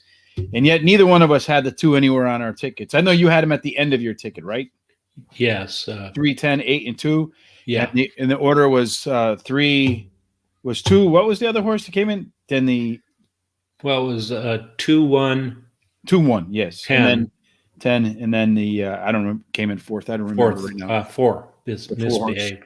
Yeah. Yes, so a combination of our picks might have worked out because I had the 1 as my third pick, but you would have had to box them all together, and you would have had to use a Terry bankroll to cash that one with our picks. Oh, and I probably would have done that too because it was pretty wide open. Yeah, that was an all button if you're doing the pick 4 or something like that, but not really. I think you could have just really isolated. Like I said, I feel like the winner is going to come from one of those 2 buckets, and so far the last 2 races, in a way, being right and wrong at the same time. I made the right assessment that the bucket of horses to pick from, the winner would likely come from the horses that had not run before. I just didn't pick the right horses out of that bucket. So I'm not as offended as if I picked the wrong bucket altogether, because that tells me I misread the race entirely. I don't feel like I misread the race. I just feel like so many different horses to pick from that were in that bucket, and I just didn't pick the right one. And I should have probably focused on which horse would be fittest coming out of the gate. And unquestionably, the number of furlongs of work that pointed to the 2 horse. Yeah, I'm not disappointed the way I picked, because if I was playing the pick 6, I would have probably played my first 4 horses, and as you said, the 2 was my 4th pick, and my third pick my second pick ran 3rd. So anyway, yeah, it would have worked out all right for you in that respect. But for me, I just feel like I should have probably been. It's one of those that I feel like I should have had and didn't have. And when you look back at it, and I know every handicapper goes through it when they go through it and they isolate some horses, and you're trying to pick between 5 or 6, and you could just I could have easily landed on the 2 horses, my top horses, the 8 horse, because I really boiled it down to 5 horses and 6 horses and ended up with 4 of them. And one of them I didn't put in there. So, but at least I was fishing in the right bucket. And if you fish in the right bucket, eventually you catch some fish. That's correct. Absolutely.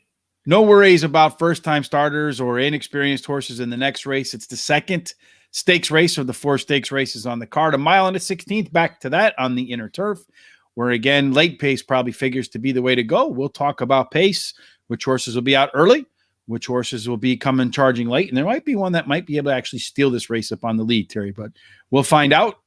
10 minutes to post. All right. See you then.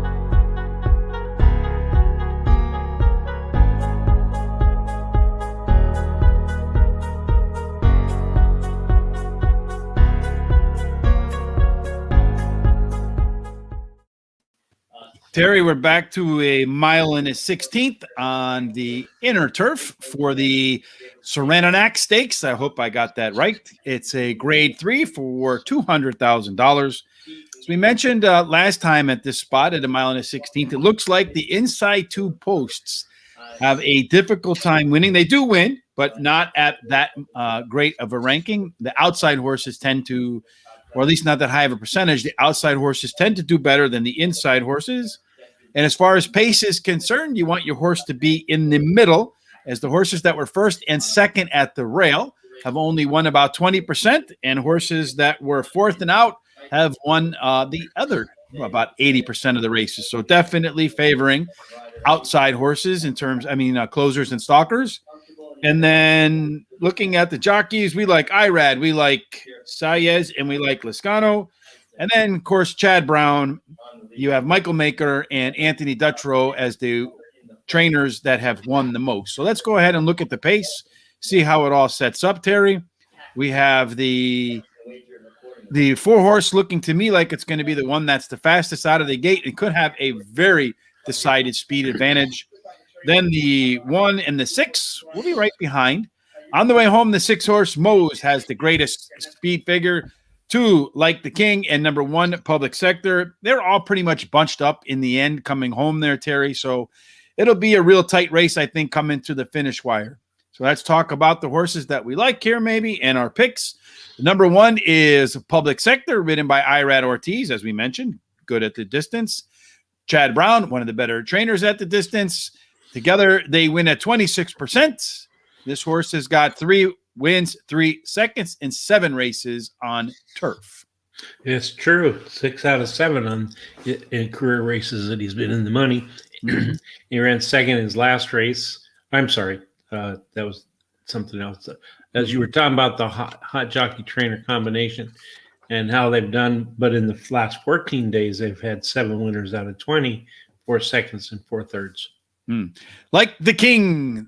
That's what Richard means. I think that's what the name is. It's wired the field last time out in the grade 3 at Delaware. Rich is not a big fan of the let's go from Delaware to Saratoga angle. Not a big fan of the post. Horse though on turf has a win and a second. First time out at Saratoga. Been working out really well down at Keeneland, but I don't know how that translates here. Yeah, it has a great percent winning trainer. And he ran second his last race. And as you said, he has 2 bullet workouts at Kingland. The one thing I don't like, didn't win his debut, took some time off the break, came back and finished 3rd. Next time off, first time off, a layoff, faded at the end. So 3 times it's had a chance to win its first race after some time in the barn. 0 for 3. So not a fan of that. He's pure gold. It must be named after me. Monmouth last time out. It's a head away from being undefeated in the last 3 races. Terry, looks like this horse has found its form with Ricardo Santana Jr. on board for Kelly Breen. Got some good late pace numbers in here, maybe. He does, and he's finished 87% of the time in the money in his career and won 25% of those races. And as you said, he was only beaten that one time by a short amount. Mm-hmm. So now he's coming to where they can use the crop might help. Yeah, but big step up in class here. I'm not so sure that the horse is ready for that. Number 4, Never Surprised. This horse could get to the lead and never give it up. The horse has been the betting favorite, was 30 cents on the dollar last time out in the Kitten's Joy. Finished second, got taken back a little bit, ran green. Todd Pletcher, Luis Saez. Again, Luis, good at the distance. Todd's name didn't really pop up that often at the distance, but nonetheless, looks like a really quality horse. Yeah, he did win the first career races, and he did run second in his last one, but he had trouble in the race, as you said. And the jockey trainer combination has won 50% of their races in the last 14 days. Looks like Chad Brown intends on winning this race. He's got another horse in here. Founder, the 5-horse.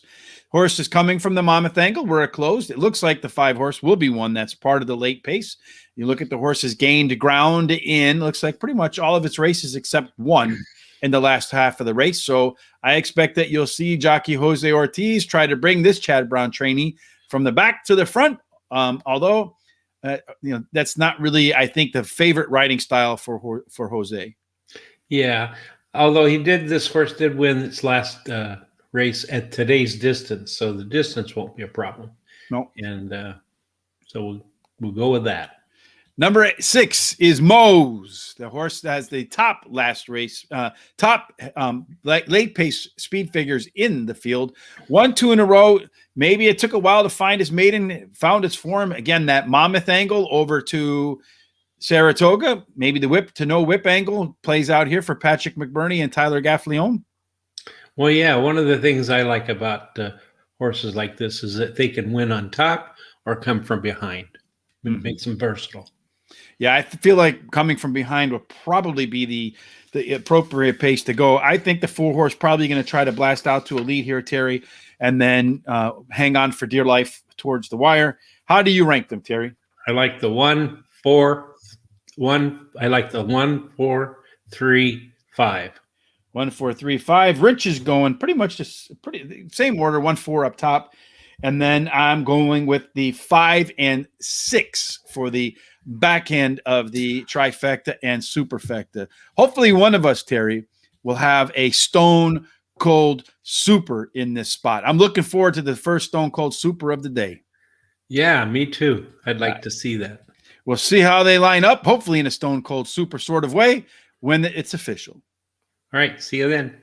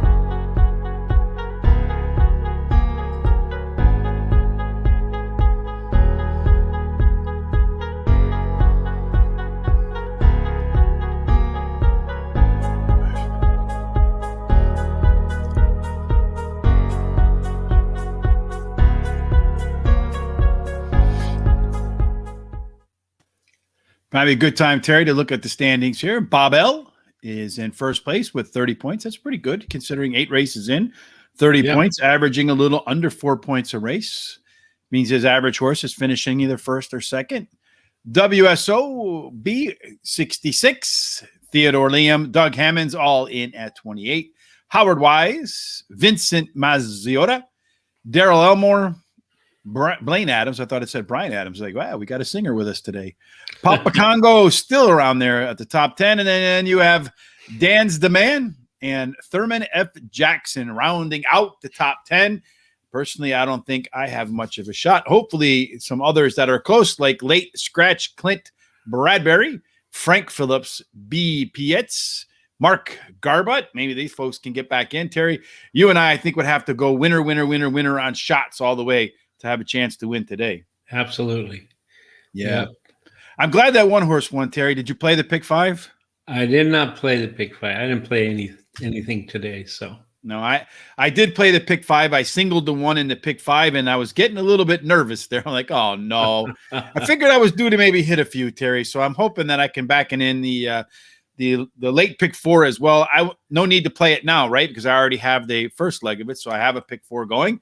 Hopefully the pick 5 pays a lot more than the pick 4, and I hit it. I've gone a little bit deep in some of the – well, I went 4 in the next race and then 2 by 2 by 2 to close it out. So a little bit skinny in the end, but I feel like there's some horses that probably have a pretty good chance to win.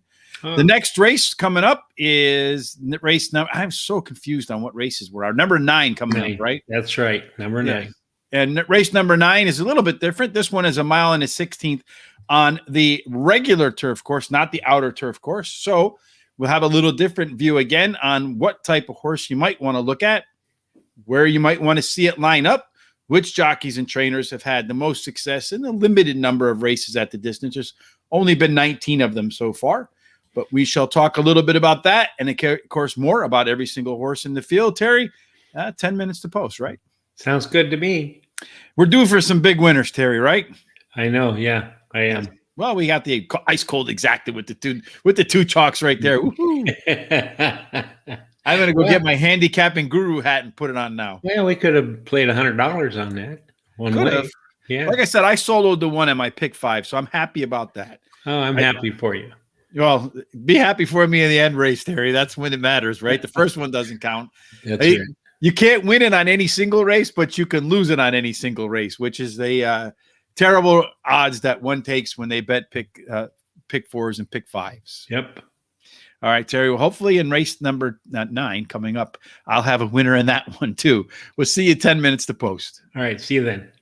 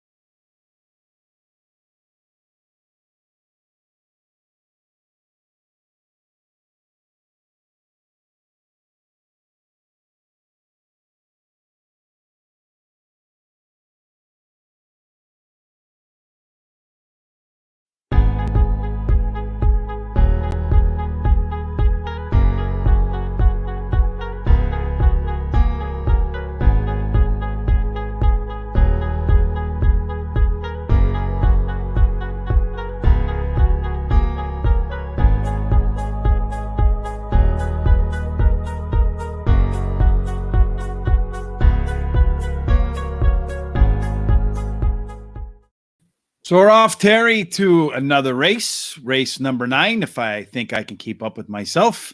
As Tom Carley mentioned, there is still time to check out the Win in Your In Breeders' Cup races. They're coming up down the line, so make sure you head on over to Horse Racing Radar.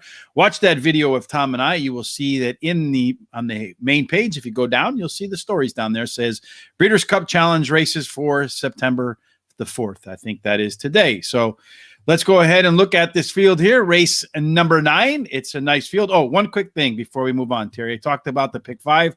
I'll just run off real quick. The other horses that I had on the pick 4. So I started it off in race 8 with the 1. Race 9, I have this is where I went a little bit deep because I think it's an open race. 1, 3, 4, 6, and 10. Race number 10, I 3 and the 8. Race number 11, I did the 3 and the 4. And then to close it out, in race number 12, I went 3 deep, the 1, 2, 4. I think it'll be a pretty tight field. So clearly, based upon the odds here, Terry, I want this 4-horse to win big time in this race, right? Yeah, that sounds right. Yes, I'll be pulling. You'll hear me screaming through the mute if the 4-horse wins.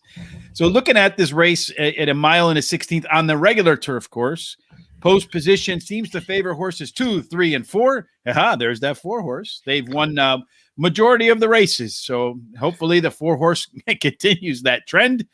Looks like speed might play a little bit of a factor here because the first 3 to the quarter-mile marker have actually won the race about 60% of the time. Looking for your favorite jockey, that would be Luis Saez and Jose Ortiz. They've won the most, but not been that many. I think only 19 at the distance. James Bond,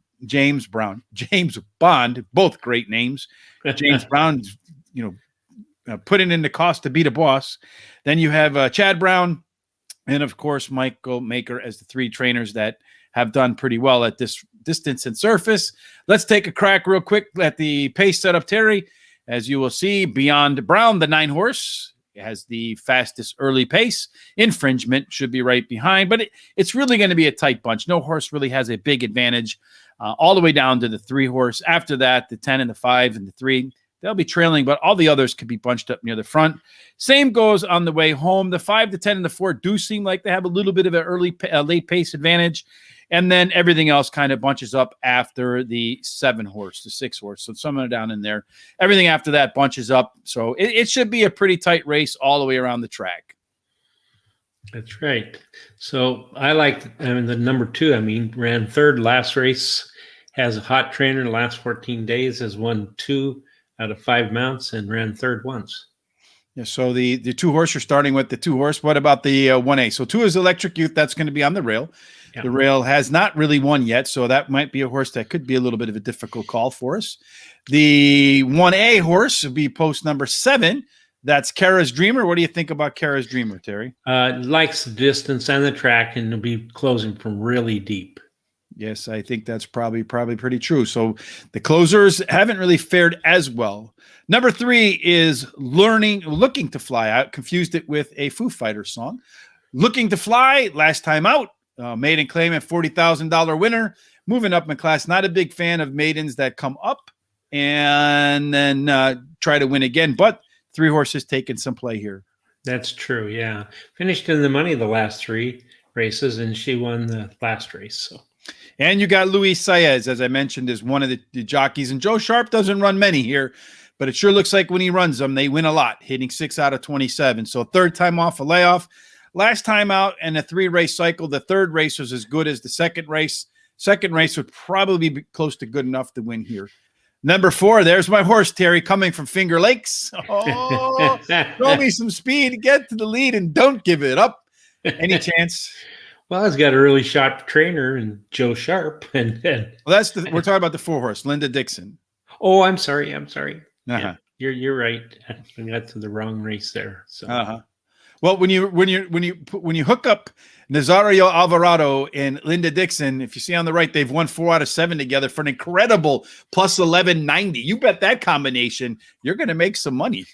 Yeah, that's that true. ROI is off the charts. And horses putting in some bullet works at Finger Lakes. I mean, it's obviously not Finger Lakes, but we'll see.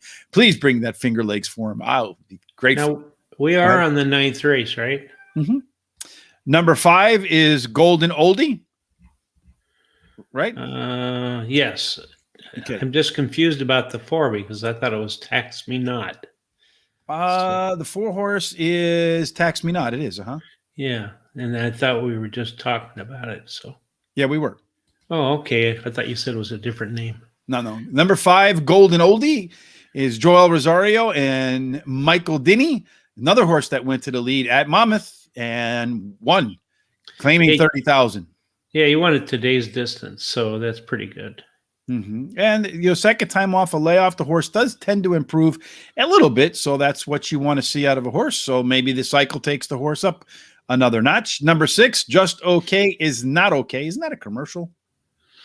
I think it is, yeah. Yes, I've seen that somewhere. But I'm throwing out his last race, says he had trouble and he'd won the race before. He has a hot trained jockey combination. Last 14 days, they've been in the money 6 out of 9 times, winning 3 of those. The horse does have an ability to get towards the front too, in that maiden claiming win. Not a big fan of that last race. Not a big fan of the workouts since the last time out. They've been kind of dull. So the effort was dull. The workouts are dull. I wonder if maybe just doesn't like the Saratoga track. Freedom Machine, the horse that should be maybe making a little bit of a charge late. Yeah, he's been in the money 50% of the time this year, and the distance won't present any kind of problem for them. No, the horse should be able to handle the distance, no problem. Yeah. But I do see a little regression form there. Infringement, another horse that's regressing in form. Maybe a not this time horse. No, it's a toss for me. Absolutely forgettable. Number 9, Beyond Brown, the horse that could be early up in the front along with the 8 horse. Probably has maybe a little bit of chance to get to the lead, maybe do something. Yes, it can improve because returning to a route, I think, likes better. So, and another one of those Carl Broberg horses that was claimed recently, second time off a claim for the trainer, wins at a nice 28%. So we'll see if he can indeed bring that. As I mentioned before, does have some early late pace, but those legs get tired pretty fast. Finally, number 10 horse, that is English Breeze. Horse is making its first start since June the 5th. Workouts were pretty sharp recently, Terry. What do you think about the 10 horse? Yeah, and has the highest speed rating at today's distance and the best turf speed, is fastest among the starters. And as you say, it had a really good workout on August 30th. So how do you like them, Terry? Okay, I like 10, 3, 6, 5. 10, 3, 6, 5. Rich likes 10, 3, 4, and 6. Hopefully the 4 horse is the one that we see in the winner's circle, so Rich can rejoice in his pick 5. Hopefully you'll have pick 5 as well. Let's see. I would single the 10 into pick 3, Tom Carley says. So we'll see if that's how it works out. And yeah, it says unusually. He also says Bromberg drops horses off the claim at a lower level. So yeah, it kind of surprises me. So 4 is Yaks Me Not. I don't know what that means. Did I put the wrong name in there? I don't know what that means, Tom. Yeah. But in any case, we'll find out how they line up when it goes. That's not what it says here for me. This says the 4 horse is number 4 is Tax Me Not. You got Yaks Me. I must have said something wrong. Confused everybody. All right. Too many buttons. Yeah. Too old of a person. Sorry, Tom. Sorry, Terry. I take the blame. I got big shoulders. Hopefully Tax Me Not, Yak Me Not, whatever his name is in the winner's circle when it's over. We'll see you when it's official. All right. See you then.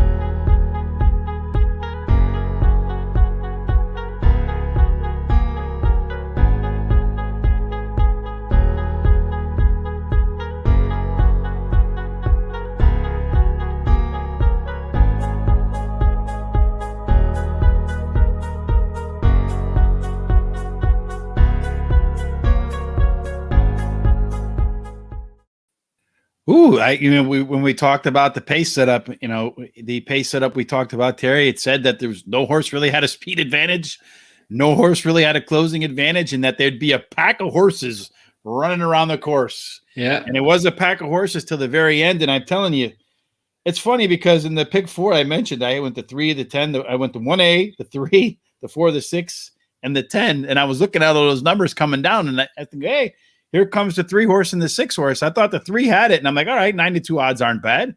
And then, of course, that 1 horse with just had a great lane. Oh, yeah. And let me tell you something. They don't do entries like that, double, where they have horses that are connected very many places. But one of the things I notice a lot is when one of them is scratched, then the other one normally, or not all the time, but a lot of the times wins the race. Mm-hmm. And I actually like the 1 better than the 1A. That's why I didn't use the 1A, because they scratched the 1. But I had that thought when I was looking at it. Yeah, I should be using the 1A, because those trainers a lot of times really know what they're doing. Yeah, I don't care if it was the 1 or the 1A. I'm just happy that one of my horses came home in the keep me alive in the pick 5. So far it's gone 1-1. So Yeah. hopefully 1-1A.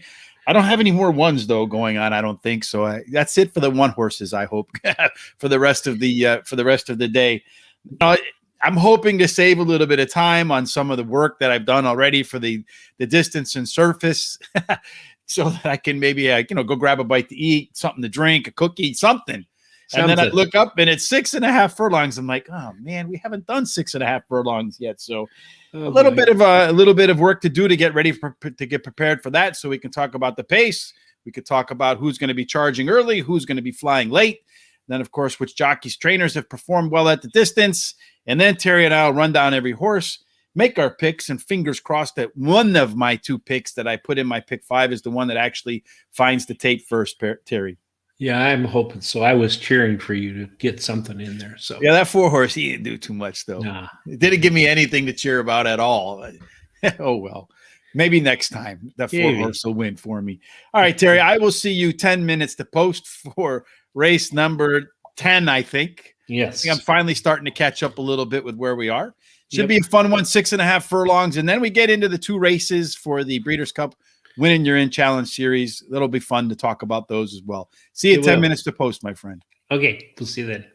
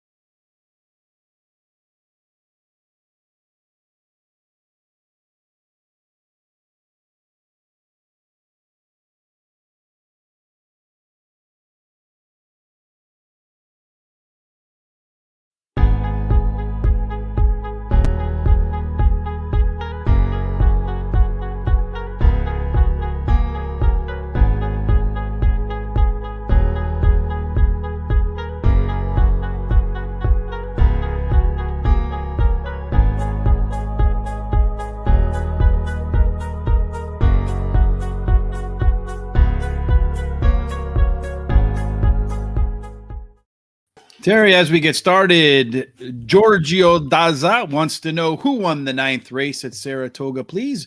That was the race we just saw. It was the 1A horse. Yes. And then I think it was 1A36, if I remember. No, yeah, 1A365 was the final running order, right? Let me go back up here. It was 1A635. And what was the name of the? Just run off the names of the horses real quick. Kara's Dreamer. Mhm. Just Okay is Not Okay. Looking to Fly and Golden Oldie. Hey, how come that horse didn't win, Terry? That's you and I, man. The Golden I Oldies know. up in here. That's a name horse without being a name horse, right? Yeah, that's right. For sure. So now we're off to race number 10. As I mentioned before, it's 6.5 furlongs on the main track, a distance we haven't covered as of yet. Allowance 103,000 for a purse of 103,000. So a pretty solid race in terms of its payout, as good as some stakes races, probably better than some stakes races at a lot of tracks. And then let's look at here. The pace should set up, and at least in post position, it looks to me like you either want to be the one horse or the two horse. In this case, with the two horse scratching, so that would be the 1 or the 3. Or do you want to have posts 4 and out? For some reason, the 3 horse doesn't really do that well. Speed, again, as we've seen at the track all day today, and it's been at Saratoga throughout the course of the meet. If you are first, second, or third, preferably first or third, although second is not as troublesome of a spot as it's been before, they win at over 60% for the distance and surface. So get up to the front, be either on the rail or the 2 horse or 4 and out. So inside or maybe middle speed, and that looks like it's the way to go. Let's take a quick look, Terry, at how we think the race might go out of the gates. Number 8, Baby Yoda. Probably going to get to the lead, but much like the last race, Terry, there's not a whole lot of difference. The 8 does have a little bit of a faster step than the 1, who does have a faster step than the 3 and the 4, and then the 6 and 11, but it's just very small differences between all of them. So I wouldn't be surprised if any one of the 8, 1, 3, 4, or 6 is on the front, maybe even the 11. On the way home, the 3 horse has a little bit of a pace advantage over everybody else. The 6, the 9, and the 1 are all kind of clumped together. And then the 10, the 12, the 8 are clumped together. The 11, the 5, and the 4, they'll be kind of watching the other horses from the back of the pack as they hit the wire. As far as jockeys are concerned, Jose Ortiz, the number 1 jockey at the distance, followed closely by Dylan Davis, Johnny V, and Luis Saez. Some names keep popping up. Saez must be having a great meet at Saratoga. And then finally, looking at the trainers, Todd Pletcher, Steve Asmussen, of course, the cream rising to the top, and then Bill Mott. Those are the 3 trainers that have had the most success at the distance. So let's get cracking through it, Terry. We got a little bit of time to get through these races before post time. Number 1, Tuggle. What do you think about Tuggle and Irad Ortiz? Well, it ran 3 seconds in a row, but now it's going a little bit longer, so that may help. And the trainer, when it brings back a beaten favorite, wins 28% of the time. For sure. Yeah. Horse does have some ability to get out of the gate pretty quickly too. So in some of the last race, it was one of the fastest, but that was way back in June, was the favorite back then and didn't close the deal. So maybe Jeremiah Englehart can get the job done here. Number 2, Wow Brown, scratched, if I remember correctly. Yes. Right. Number 3, Ducale ran a really nice race at Saratoga to break its maiden with a speed figure over a hundo. And that number would be more than good enough to win at this spot again because it's above par. Well, yeah, it has the highest last speed rating, runs mid-pack usually, and closes one last race out. So. And it improved from the first race to the second race too. That Twirling Candy, if I remember, those Candy horses do pretty well on the dirt. They do, yes. Number 4, Marching, also won its maiden last time out at Ellis Park. Training on the training track here at Saratoga. The workouts are okay, nothing spectacular. Yeah, I thought they were all right. So rejected again. High school dating life. What can you say? But that horse must be named after. But is this one simply forgettable? Yeah, it really is for me. It's not. Although it's one. It's the most experienced horse. It's won 20% of its races out of 20 races, and it's been in the money 55% of the time. But 6 out of 7 in the money on a fast track, so that's not a bad number right there either. Olympiad, first time Lasix. Junior Alvarado, and he showed speed last time out too, so getting Lasix could help. Was the betting favorite. Workouts since have been okay, not spectacular, but not bad either. no, Belmont, Junior Alvarado, anything you see with the 6-horse that you like? no, I mean it's okay. It's as you said, it's getting Lasix added, and it's won its last race. So sometimes the horse wants to win again. Well, the one thing that it shows that it can be near the front, and it does have some of the best late pace figures. So in my pick, 5, that one scares me a little bit. Number 8, Baby Yoda. Last time out at Saratoga, Jose Ortiz, as I mentioned, one of the better jockeys at the distance and surface, blasted out to a triple digit speed figure. Same race, probably same result. Yeah, he's won 2 out of 3 races and ran third in the other race. But on that race, he broke slowly. His early running style will really help, and he has some good works. Mm-hmm. And much like the 3, its last race speed figure was above par for this level. So hopefully one of those 2 runs the same sort of race that it ran before, because those are my 2 in the pick 5, and those 2 only. If I get through this race, I think I'm all right. Number 9, Crowded Trade, Javier Castellano, riding on the beaten favorite last time out. I mean, you got beat by Jackie's Warrior, got beat by Drain the Clock. That's not nothing to be ashamed about. No, drops in class today. And of course, as you were saying, was third, but against tougher last race. Has a best dirt speed, is fastest among today's starter. And I better put my glasses on. Hot trainer jockey combo in the last 14 days. They've actually won 2 out of 6. That's a good horse, I think. Yeah. Hometown, Luis Saez, another jockey that's done pretty well at the distance. Some good late pace, can be close to the front, probably right off the pace. Workouts have been solid. I think the 10-horse might be one that scares me as well at the end. Yeah, it took a 3-month break, but has been working well for the return.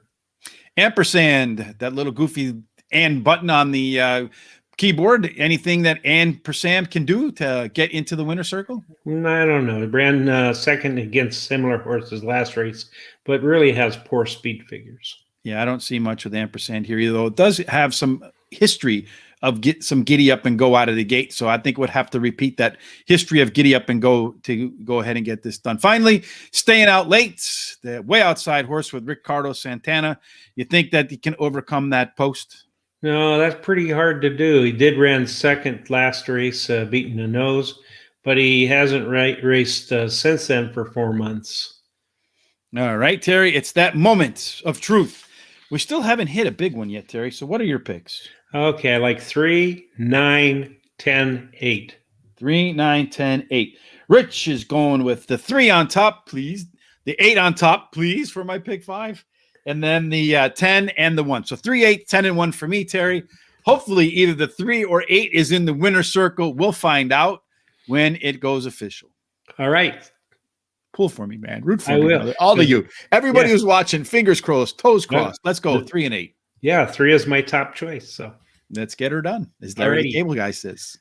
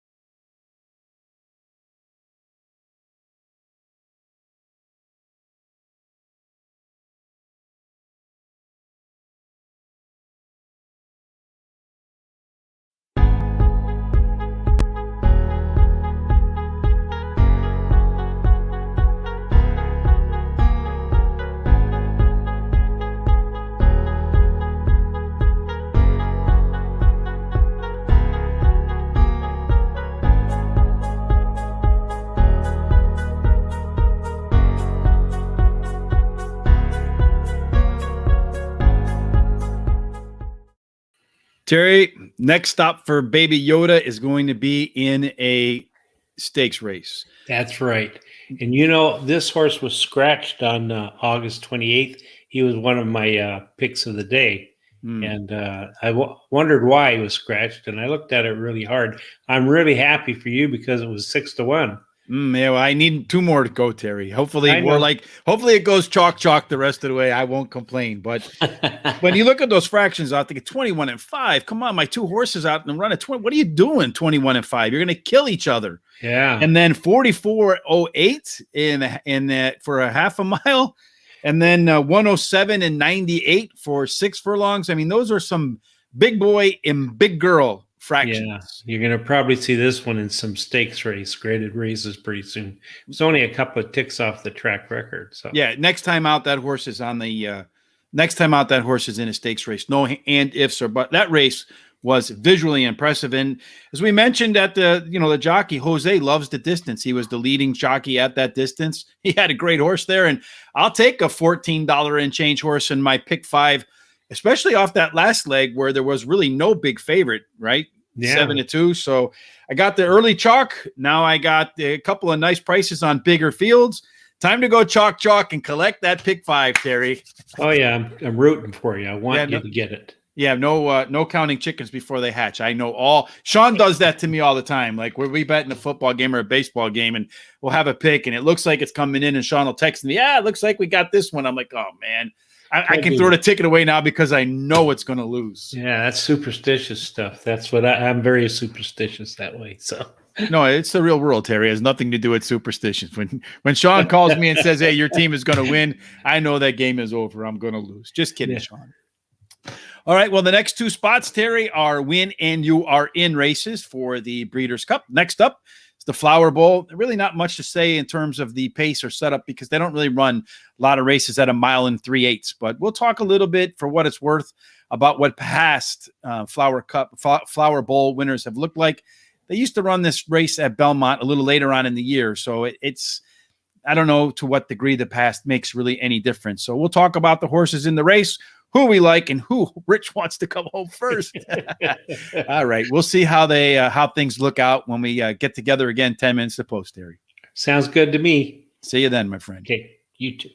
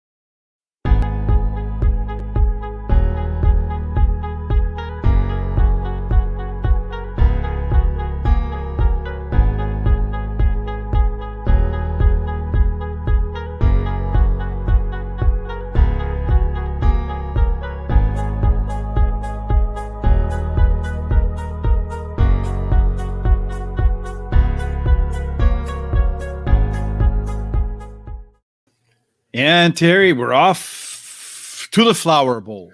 Sounds like a January 1st football game rather than a horse racing game, but a horse racing match, I guess. I don't know what you would really call it. But this race is as we've talked about before, Breeders' Cup Challenge Series win and you're in race, the first one in the month of September. And the winner of this race will be running right off to Del Mar in your neck of the woods. You'll actually see this horse live, Terry, because you'll be out there, right? Yep. Yeah, that's right. Well, you'll be making the trip down there from San Francisco area. Yeah. Mm-hmm. So the Flower Bowl winner will find her way into the Maker's Mark Fillion Mares turf race at the Breeders' Cup come I think November 5th and 6th, Terry, but you have the tickets, so I don't know. I'm hoping that I'll be out there too. Not 100% sure on that as of yet. So if we're both out there, Terry and I will be like, I don't know, what is that thing, like Where's Waldo or something? We'll be wearing red horse racing radar caps. It'll be like, find Terry and Rich. Where's Terry and Rich? Yeah, I'm hoping you make it out there. It'd be nice for you too. I do want to make it out there. And I talked about before we took off on this part after the last race that this race used to be run at Belmont a little bit later in the year on the calendar, but they moved it forward. So for whatever it's worth, let's take a look at what the past winners of this race have looked like, Terry. The past Flower Bowl winners don't expect to get paid. The favorite has won 6 out of the last 10 at an average price of 3 to 5 and 4 to 5. I think right now, Warlike Goddess fits that bill. I don't know what this word is. Don't starry too far away. Rich is his dyslexia. Don't stray too far away from the post-time choice. Is only of the last 10 champs went off. I think only one went off at odds greater than 3 to 1. When you type fast, this is what you get. So my apologies. All right. Stalkers and closers have gotten the hardware. Laughing was the only one to take them to wire. The last 10. Meanwhile, 4 of the last 10 winners were either last or second to last. The quarter pole, and 8 of the last 10 winners were in the middle of the pack or back after the opening quarter. It's probably going to be a Chad Brown horse. No surprise there, Terry, I don't think, as he's won 6 of 10, including 5 of the last 7, only to be interrupted twice by Claude McGahee III. And then Irad Ortiz and John Velasquez are the 2 that have the most wins in the last 10 years, winning a trifecta between the 2 of them each. So that wraps up the way that horse race in the past has played out. Let's look at how it might play out today in terms of pace. La Signare is the horse that scares me probably the most in my pick 5, because she's got some early pace figures that stand out from the rest, followed by the 5 horse, Lovely Lucky. The 7 horse is scratched, so forgive me, I should have taken that out of there. Warlike Goddess, I'm surprised that won't be that far off, maybe 3rd. But on the way home, Warlike Goddess has got some killer late legs. She'll be flying like 30,000 pounds of bananas in Scranton, Pennsylvania, followed by Tom iCarly's favorite horse on the day. I think if I remember correctly, that was the Great Island horse, Terry. So that's how it looks like they're going to take out. Tom says he's got to love some shug. Yes, indeed. Unless your name is Tupac and it's a different kind of shug, but that's okay. Yep. A little bit of a pop culture reference from when I was growing up. Now, nobody knows what I'm talking about because those guys are no longer a part of the scene. It's always when you date yourself, you try to make these pop culture references and you look like a fool. That's so true. Let's take a quick, I look like a fool, or don't make pop culture references. Which one is it? Either one. Hey, thank you. So kind. All right. La Signare, Terry, what do you think? Yeah. Closed for 3rd last race, but the longer distance should help. And Ricardo Santana has won 20% of all the turf-graded stakes that he's ran in, and he's been in the money 47% of the time in those races. Some good stats there, Terry. I'm just worried about, I don't think she's going to close. I think she's going to be close to the lead. American Bridge, this would be a Tom, not Tom iCarly, Tom I Love Carly, but our other Tom on the show with the Players Edge podcast. This horse has run okay on a good track, but as Tom iCarly pointed out in our Breeders' Cup preview, most of these tracks that it's running at across seas are not the first tier tracks. So a little concerned that horse might not be the best of the European breeds to come over here. Yeah, I agree with you. He won the last race, was a grade 3, but really hasn't been running against as tough a horses as these are. Yeah, I don't really see from Tom and I doing all those international shows. I don't see a name in there that I recognize, but that doesn't mean anything. Warlike Goddess, 3 in a row, winner of 5 of 6, and I mean, pretty much it's never done it. Only one race where you can say it's done something wrong. Previously, it's ridden by Julien Laperot, who is, I think this is only mount on the day. So I'm sure he came in for that. And one quick note on Julien, he will be our Players Edge podcast this Thursday. At least that's what it looks like right now. That'll be 9:30 Central, 9:30 Eastern, right here on the Horse Racing Radar TV YouTube channel. So make sure you catch that. Should be great. Yeah. What do you think about Warlike Goddess? Well, she loves the distance. She's 2 for 2, and she has the highest last speed rating of anybody in the race. And the best turf speed is the fastest among today's starter. Yeah, this horse should be closing like a truck. My Sister Nat is my other horse in my pick 5, making the second start off a layoff. History says round 2 should be considerably better than round 1. I'm honestly hoping this is the winner. Yeah. Well, she likes being a bridesmaid. She's been second 7 times out of 18 races. And her best turf speed is the fastest among today's starter. A tie, actually. Has a really good jockey trainer combination who in the last 7 days, or 14 days, have had 7 mounts, 2 wins, a second, and 2/3. Now, this horse has also the top pedigree for the distance and surface. So Chad Brown is 1. Come on, Chad, make this one the winner. I want the 4 for my pick 5, but I'll take the 3. Lovely Lucky. I like the name. A little bit of an alliteration. John Velasquez, as I mentioned, it might be good in this spot. Has won 2 of 3 at Saratoga. Can Lovely Lucky make me sad? Well, moves up in class. I think it's a little bit over their head. So. Yeah, she's run up against My Sister Nat a couple times and really hasn't been all that close. Finally, this horse scares me too because this, I think, was Tom iCarly's pick. Great Island, Joel Rosario, Chad Brown, another Chad Brown horse. No wonder he wins this thing. He has all the horses. But 6 out of 6 on turf. Last time out at Monmouth, coming up from Pimlico. Gulfstream, is this a horse that I have to be worried about, Terry? Yeah, I really think you do. I agree with Tom. It's really got a good chance. Whenever the trainer ships in, he wins 27% of the time. Mm-hmm. And it's got, that hot jockey trainer combination, and they've been in the money 4 out of 4 times. So yeah, and they also produce a positive return on investment. So I do worry about that one. Mm-hmm. All right, Terry, I think this is another, the next 2 races should be an ice cold super challenge because they're small fields. Horses should run somewhat close to form. What do you like? I like the 3, 6, 4, 1. 3, 6, 4, 1. Rich likes the 3, the 4, the 6, and the 1. But truthfully, I want the 4 horse to win. I hope to see, Terry, the 4 horse in the winner's circle. We'll find out how they line up when it goes official. I'll cheer for the 4. Yes, you'll cheer for the 4. Okay. Chug is so underrated as a trainer. Yes, I agree with you. And yes, we do. That is a great guest, I think, in Julien. Way to go, Sean. Sean is our host. So if you want to join us on the Players Edge podcast, make sure you reach out to Sean at Racing Radar at Twitter or Racing Radar on Facebook. Terry, fingers crossed that one of my 2 are in the winner's circle when it goes official. All righty. See you in a few minutes. See you then. Hopefully with a smile. Yep.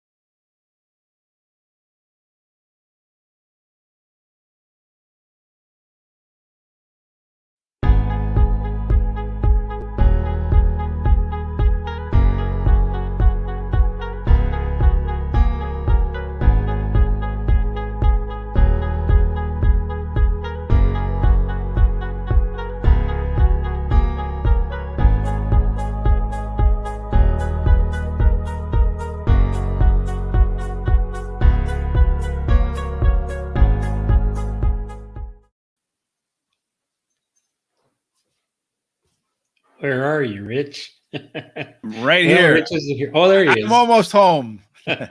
Hey, good for you. I was glad that you did that. But I hit the ice cold trifecta. Yeah, you had the ice cold trifecta. We both had the same three horses, just in different order. Your six got mines by a nose at the wires. Yeah. I think if the four horse makes his move a little bit earlier, that kind of got caught in traffic coming out of the corner there, so that hurt his chances to come home from second. But ice cold trifecta for Terry. So if you put a buck on it, Terry, you ended up getting a return of let's see, $14.70 if you did $1.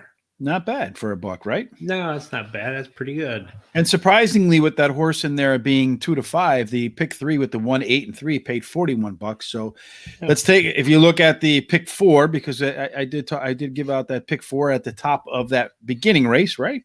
Mm-hmm. So the pick four right now, I have to close out this race. I think I have the 1, the 4, and the 2. So the pick four will pay. If the 1 wins, $112, not the greatest number, but if the 2 horse wins, $290.50, I'd take that.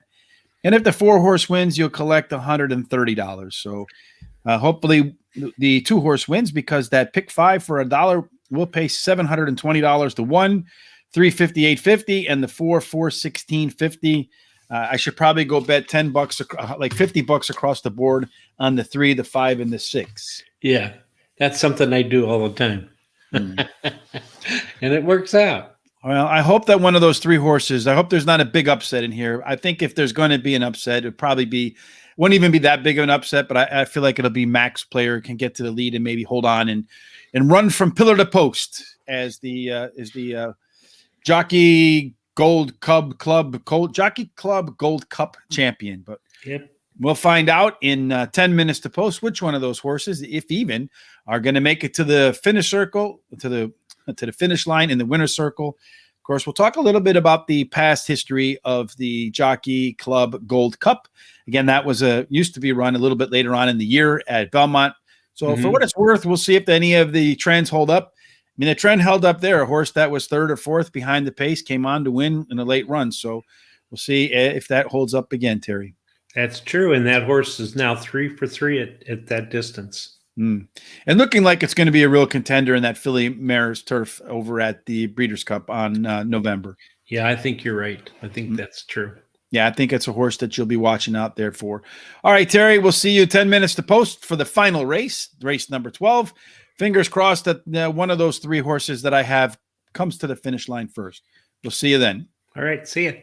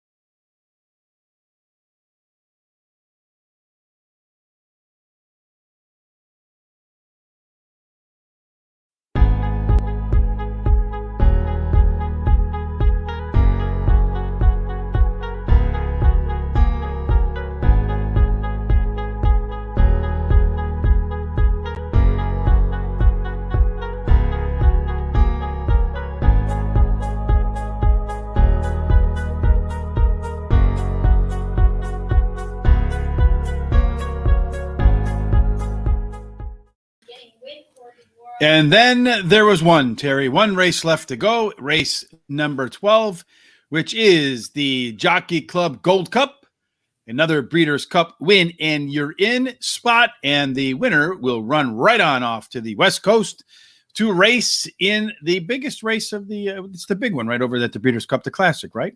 Classic, yes.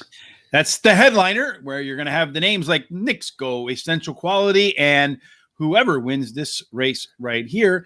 Honestly, looking at this field, though, Terry, I don't know that the winner of the Classic is in this field, but you never know. A horse could develop and go about its business and go out to California and take care of business. Yeah, that's true. It's about 2 months before that, so there's time to get better and improve and get in better shape. To find your way, right? Yep. So I know, like I said, it doesn't really make much of the past does not necessarily mean prologue here. I think it was Shakespeare that said that, but I don't remember. That was like 9th grade. The profile of a Jockey Club Gold Cup winner, unless the name of the horse is Tonalist, who won back-to-back in 2015 and apparently 2015, another typo from Rich. Stay away from the favorite on the top of your ticket, as Tonalist is the only post-time choice the last 10 years to find its way into the winner's circle. The other HMs, though, they're not that far off the board either at 3-1 and 4-1, but there have been a couple of bombs. Discreet Lover in 2018 at 45-1, and Tom iCarly had Ron the Greek. He was very proud to announce that when we did the show the other day. And then he says the one horse has a little kidney sweat, so look out for the one horse. So a little bit of insight right there. Says, yeah, can't put. Yeah. Anyway, the more than likely a stalker or closer will get the job done, finding the tape. First in 7 of the last 10, collecting the what do they call it? The checkered flag. Or 2 of the last 4 to hoist the trophy. The club hardware have led every step of the way. It doesn't feel like there's a post advantage for any of these horses. At least they weren't when they ran the race at Belmont, Terry. Let's see what they might look like when they come out of the gates at Saratoga. Max Player is likely to be first, and I think could get a sizable lead over the next horse in that field. That's Happy Saver and Forza d'Oro, who Tom noted has got some kidney sweats going on. On the way home, Night Ops is the fastest horse of the bunch, followed by Forza d'Oro. The only horse I'm really worried about beating me in my pick 5 is Night Ops. Maybe Chess Chief, but more so Night Ops, Terry. Yep. You see anything there that you disagree with? No, not really. It looked pretty normal, like it's going to run, yeah. Yeah, I think so too. I think that's how it's probably going to run as well. So, all right, Terry, let's take a look at the field, see what we like and maybe what we don't like. Let's start with the horse number 1, Forza d'Oro, Terry, making its first start since July 21st. Some okay workouts at the track. Yeah, it's going for the 4th win in a row. I'm now stretching out. Has the highest last race speedy rating in the race. Yeah, it is definitely a horse that looks to me like it could be one of the favorites in this spot, and deservedly so. But it is one of 2 horses in the field to run a last race speed figure over par. So perhaps that is something to look out for. It has won 3 in a row, 3 or 4 or 5. The other horse to run a last race speed figure over par was the 2 horse. That's Max Player. Tom iCarly noted he felt like he was a better horse than maybe Tiz the Law or Authentic, but they just couldn't figure out what to do with the horse. Ran him over in Saudi Arabia. That didn't go well. Brought him back. That next race never really goes well. Last time out at Belmont, ran pretty good. A really high speed figure. Has trained well, very well at Saratoga since. This is the one I hope gets to the lead and stays at the lead, Terry. Well, he can handle the distance and has got the best dirt speed, is among the fastest today's starters. So, Number 3 is Chess Chief for the distance and surface. Owns the best pedigree number. Last time out ran at Colonial Downs. Not quite sure why they did that. It was a 4-5 favorite, and sure as heck didn't run like one. Luis Saez in the irons, Terry. Any chance Chess Chief messes up my pick 5? I don't think so, although he is returning to dirt, but I don't think he's going to make it. No, I hope not. Happy Saver, Irad Ortiz, big winner on the day so far. I think he and his brother both have 3 wins, so maybe he can make it. Number 4. Horse also ran a pretty a pretty sharp race last out, even though it didn't win, but it did finish second behind Max Player in the Grade 2 Suburban. Some okay works getting ready for this race. Yeah, he's won 5 out of 6 races, and the one race he didn't win is 4 wide in both of the turns, but still ran third. Mm-hmm. And of course, he has a really sharp workout on the August 28th. Well, it's also interesting to note on a fast track like we have today, 5 for 5. The only time the horse did not get the winner's circle or prepare to get its picture taken was in the only race last time out in the slop at Belmont. So back on a fast track, Night Ops, the one I worry about. Manny Franco, though. Manny Franco, third time off a layoff. It does worry me because Manny Franco on speed horses, I do like that. Brad Cox, pretty solid trainer. The two together have won at 27%, but a little bit underwater in terms of ROI. I just don't know that the horse has the speed to be on the front or the late legs to hold off some of the better horses. Yeah, he ran second to last race. And he adds an eighth of a mile to, which should help. Mm-hmm. And then finally, Forewarned, horses coming in from Thistle Downs, Pimlico. Perhaps Uriah St. Louis wanted to spend the weekend in Saratoga Springs instead of in Baltimore. Can't blame him for that, can you? No, but it's a toss for me.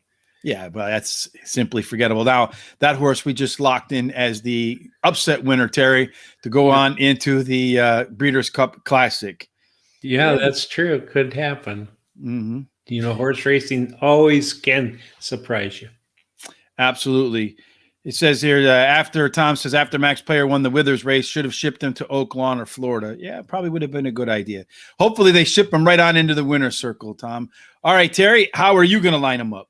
All right, I'm going to go with 4, 5, 1, and then 2. 4, 5, 1, and 2 for Terry. For Rich, 4, 2, 1, and 5. Hopefully the 4, the 2, or the 1 finds their way to the winner's circle. We'll find out when it goes official, Terry. All right, see you then.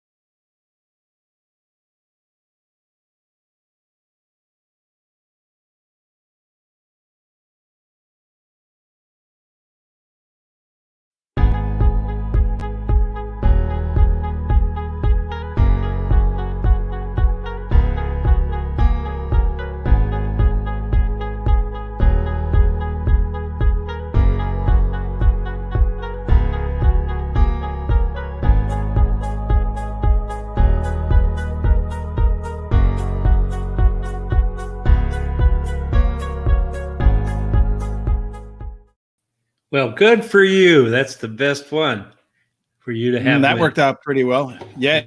But did. other happy people too, Terry. Yeah. That Ricardo Santana looked thrilled that he's on his way to the Breeders' Cup Classic. And then, of course, looks like right now, well, there's a two-way tie. Doug Hemmings and Get Hedged, I guess, maybe, on the top of the leaderboard. I think they are rated, if I remember correctly, the way the tiebreakers go, it's whoever entered first. Looks like Doug Hemmings may have won that race, but it'll all be settled out to make sure once all the data is official, the winner will indeed get the money, the $100 in their accounts. Yeah, that'd be cool.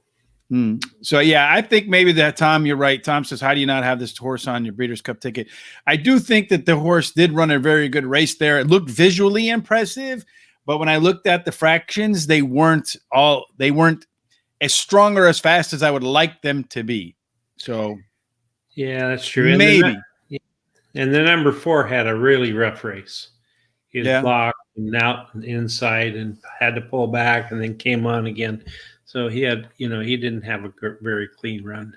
I don't feel like anybody was going to beat the 2 right there, Terry, but the 4 probably, and the 4 did get up for second, didn't it? Yes, it did. So didn't have the ice cold superfecta, but we both, I mean, I had 4-2-1-5. It went 2-4-1-5, but nonetheless, way to go home. And, hopefully, when I put out that pick 4, when they got started, somebody went ahead and took it, because for a $30, $1 ticket, it would have been $30 for 50 cents, would have paid you $145. So if you had put in $60 on the $1 ticket, you would have got $290, Terry.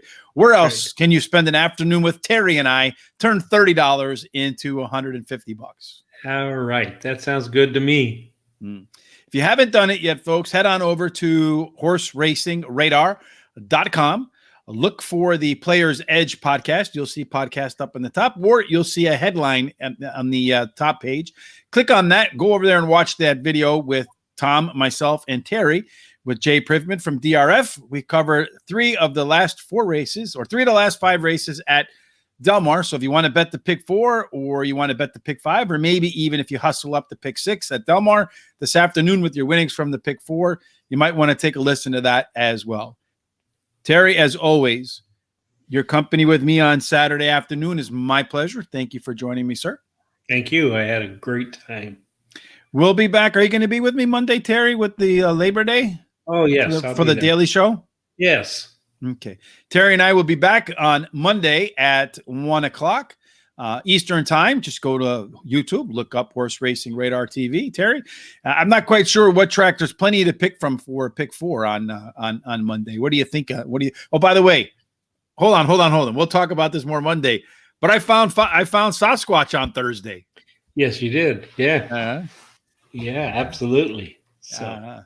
So let's see, Monday, what do you want to do? What you want to, I don't know if I want to do Saratoga again, but maybe we can do Saratoga. So got a lot of big tracks to choose from, Terry. Yeah, okay. Maybe you want to do Kentucky Downs, because they'll have those huge pulls. Do you want to do that? Kentucky Downs? Let's see, Kentucky Downs on Monday. Any votes out there for the pick 4 on Kentucky Downs? Let's just make sure they're running before I continue to run my. Yeah, I don't know if they are or not. Yes, they are running on Monday. Kentucky Downs. Okay. All right. Well, fantastic. We'll do Monday 1 o'clock Eastern time, right here, same horse racing channel. Terry and I will cover the late pick 4 at Kentucky Downs. Of course, we'll talk about the latest news. Terry and I will have our 3P parlay and hopefully some jokes to go along with it. Terry, again, it's always been my pleasure.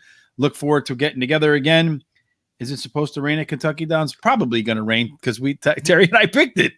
Yeah, you need rain? We always get do good. You should call us if you're having a drought. We'll come and pick some races and get some rain for you. Indeed. We'll get some rain, and lots of rain for sure.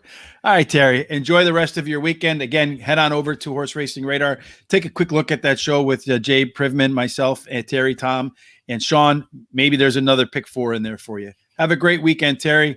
Till we meet again, everybody, as always, I hope all of your tickets end up in the winner's circle. Goodbye.